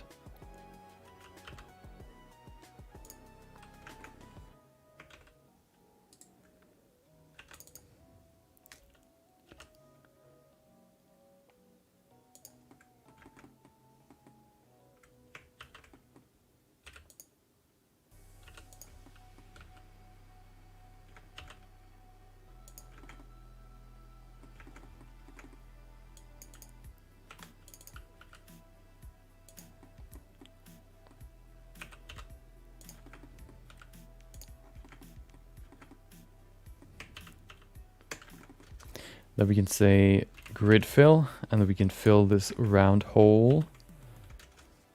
Grid fill. And there you go. Let's rotate it in the right direction, offset.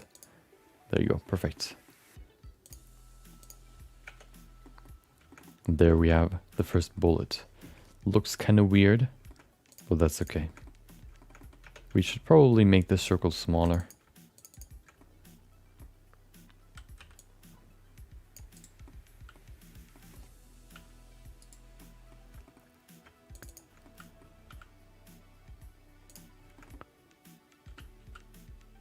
That's probably better.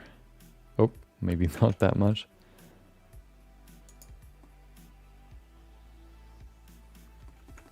Okay.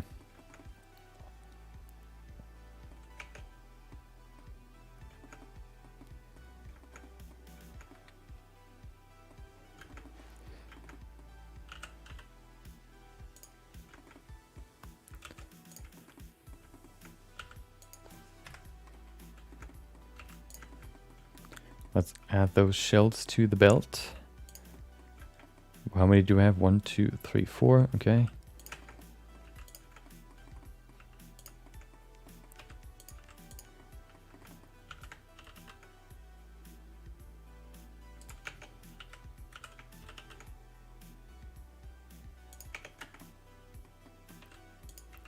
We need to change the scale, for example, in edit mode. Otherwise, the linked copy will not be like changed.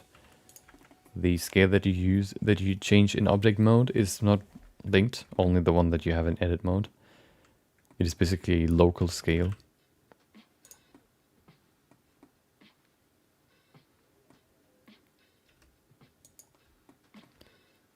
Wait, there's another pad? Hold on.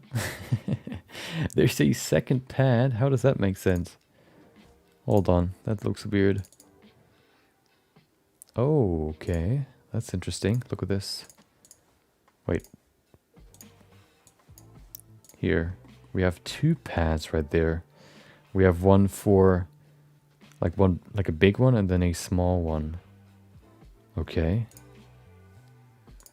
Well, that's something. I guess we can just... No, we can't. But that doesn't make sense.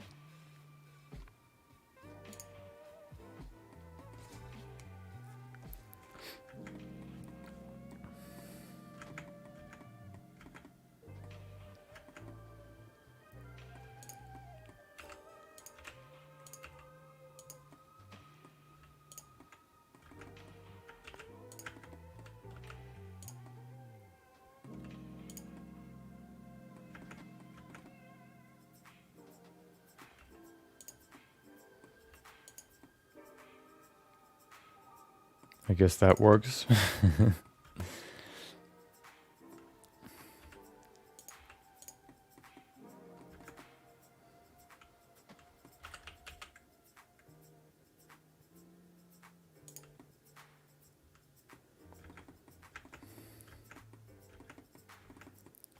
Okay.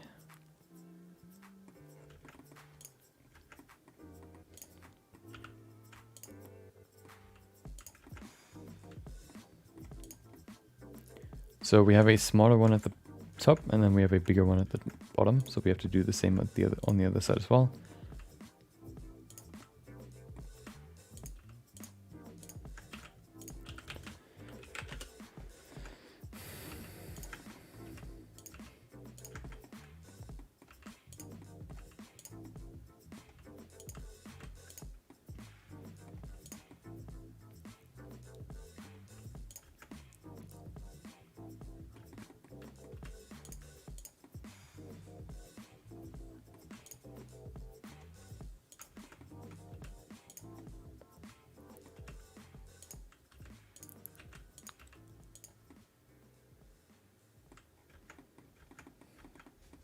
So then we can move the...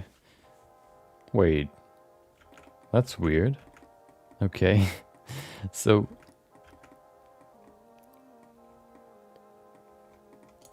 I guess one of them...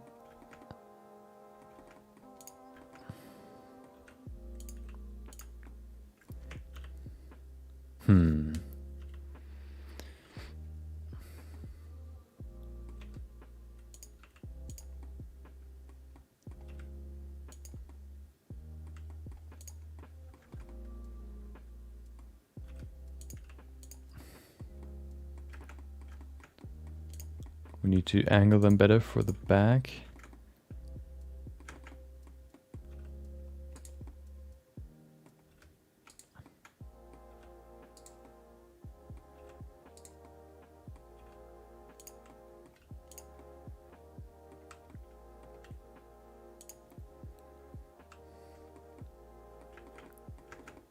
Okay, yeah, we need to adjust the belts. So what I want to do here is probably move the top belt would probably be for the shells, and then the other one will be for the belt piece, I guess, or for the general, like the actual belt. Looks like that's the case here. Okay.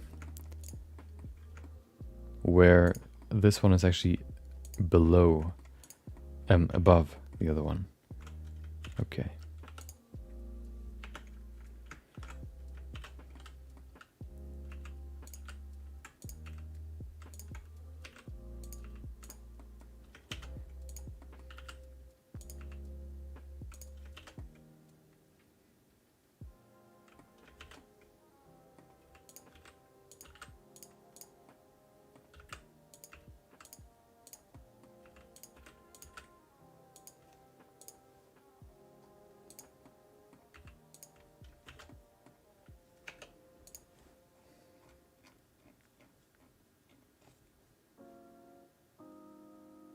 Let's call this one shell. Okay, where's this one? And the plate 7 million. How about... Hello. Let me rename this piece, please. Belt shells.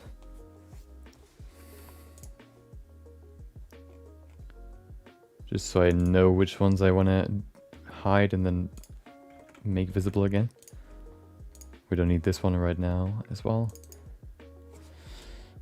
Belt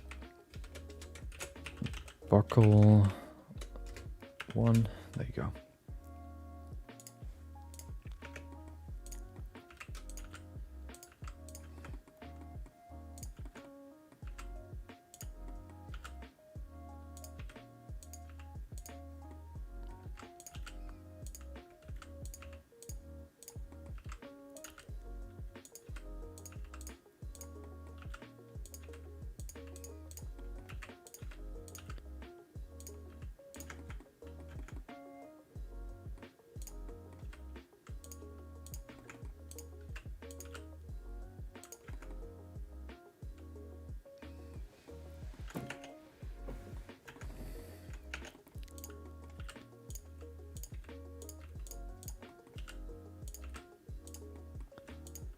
Perfect. There you go. First one. Where's the other one? Belt shells. There you go.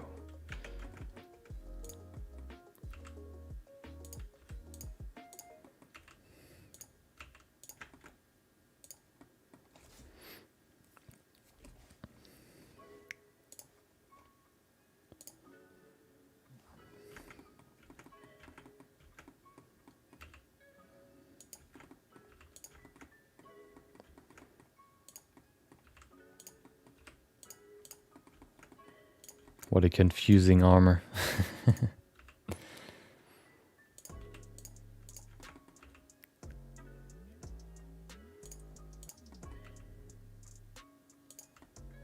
Okay, there you go.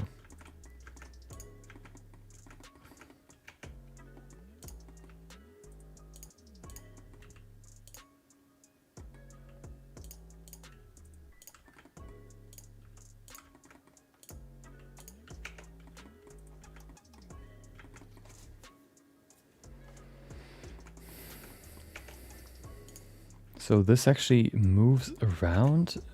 Hold on.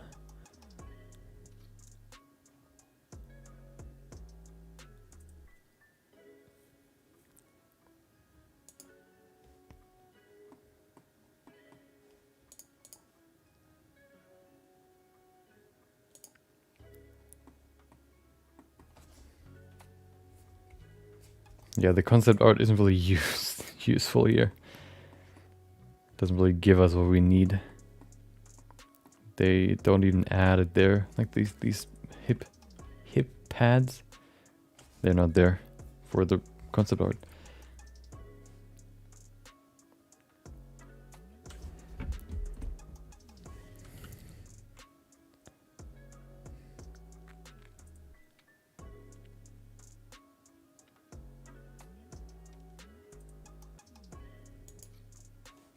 I feel like the belt should cover both.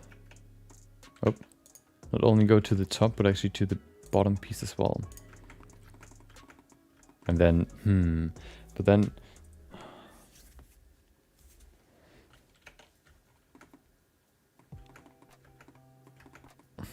or maybe we can just wrap this around here.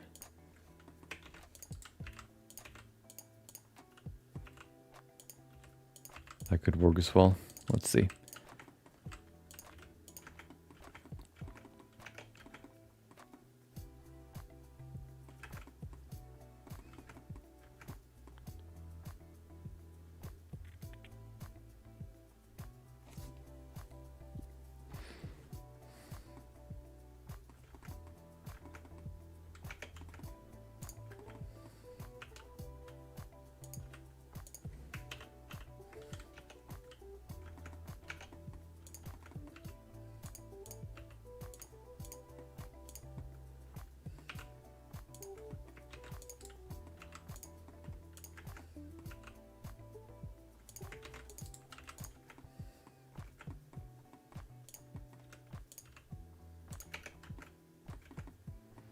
Okay, get to the back and change that one as well. So, which means now that if we need to connect these pieces, we need to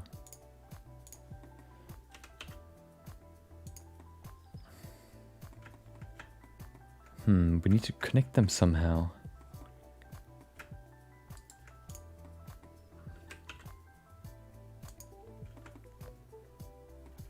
Which will be weird.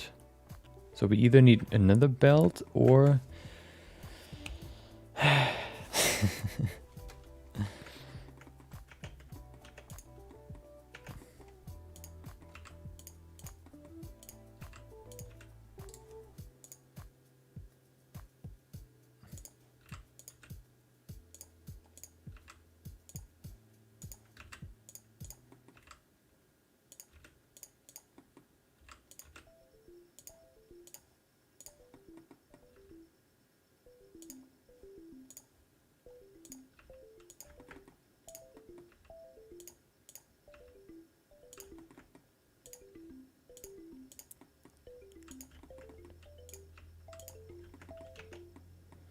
okay. So the back is interesting, to say the least. Well, the interesting part is actually more in the front, because it's hard to really see what's going on there. And I don't really have that many great references. I could probably look at the video as well. Oh, this one's pretty good. Hold on.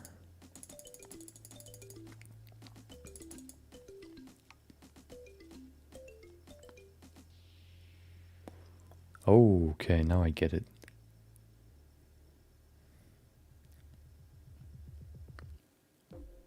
Now I get it. Ah, okay.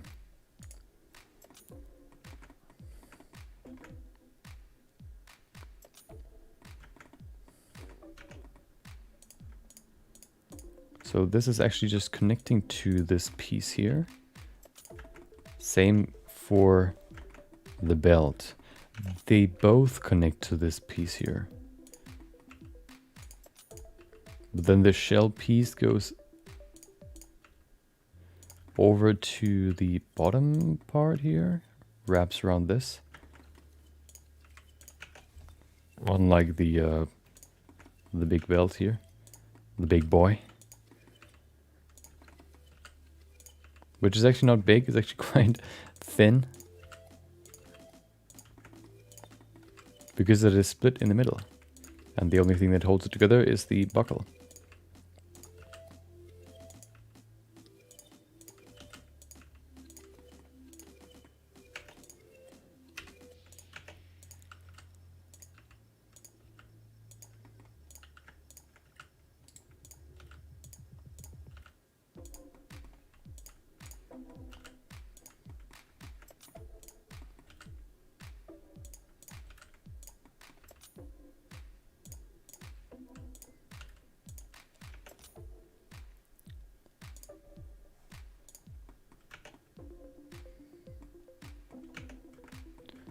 Okay, so now if we move this just slightly lower.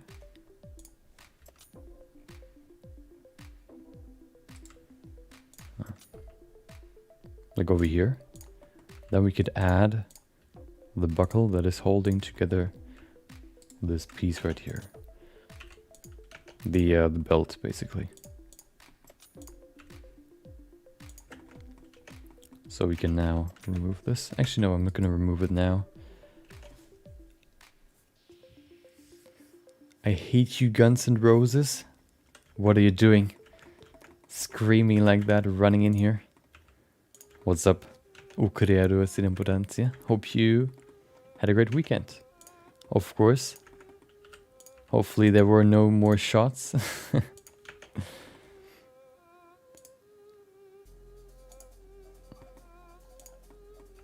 Hopefully it was a more chill weekend, I guess. Less dramatic.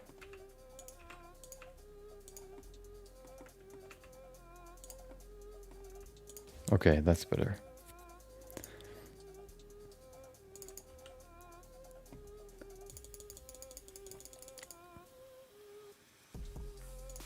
Okay, now this piece, wait. That's such a weird thing, these shields.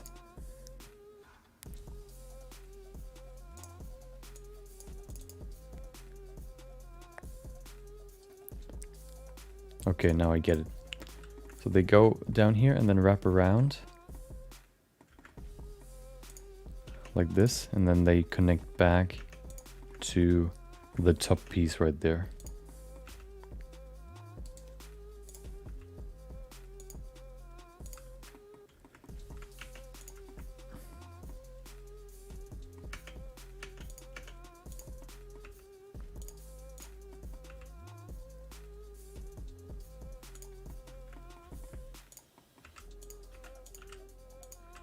Okay, there you go. We create the first piece, the normal belt, and then we can add or connect the shell belt.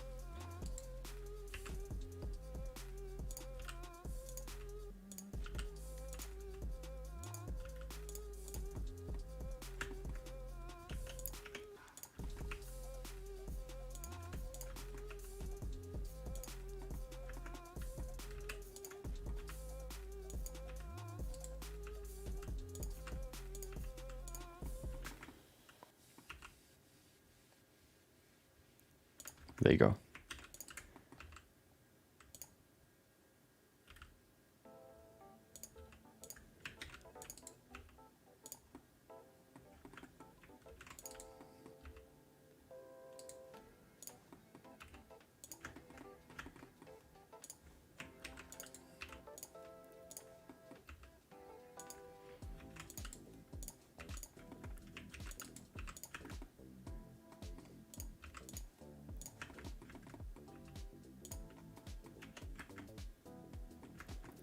The Guns N' Roses go to my country, but in the middle of the event they said they wanted to leave, so they told the public that in 5 minutes they would return. Almost 30 years have passed. That sounds pretty funny.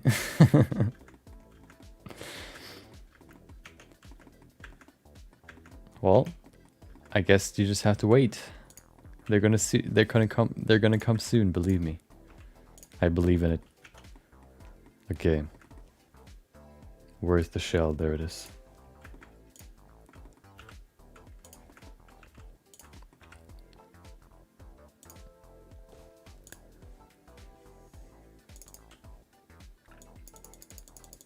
Ah, you can't really see it here. 1, 2, 3, 4. 1, 2.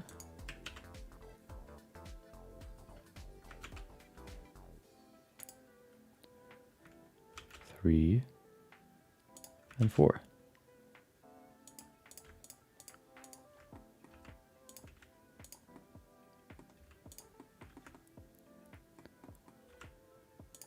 Perfect.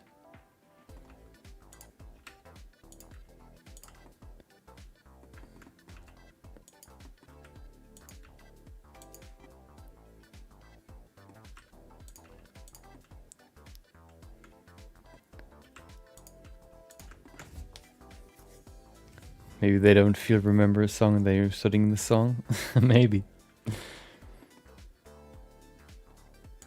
They just need to practice more. They want to put on the best performance when they get there. So it'll probably take like plenty more years. But when they come, then they're ready.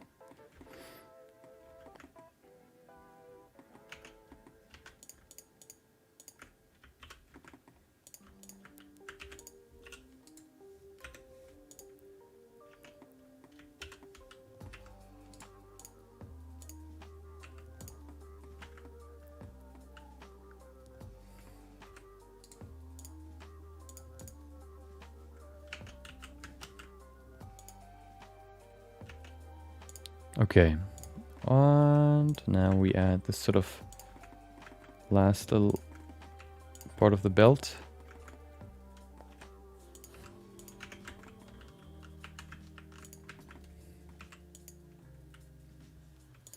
There you go.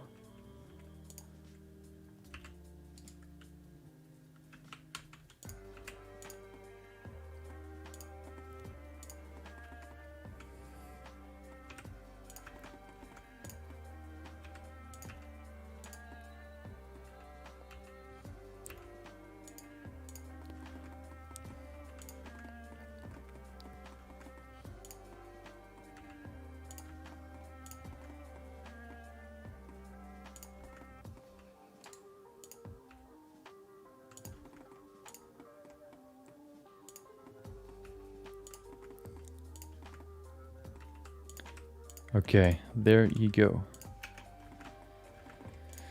So we added detail to the bottom part. So now the only thing that is really missing at the bottom is probably the sort of like leg protection down here. Everything else is basically here.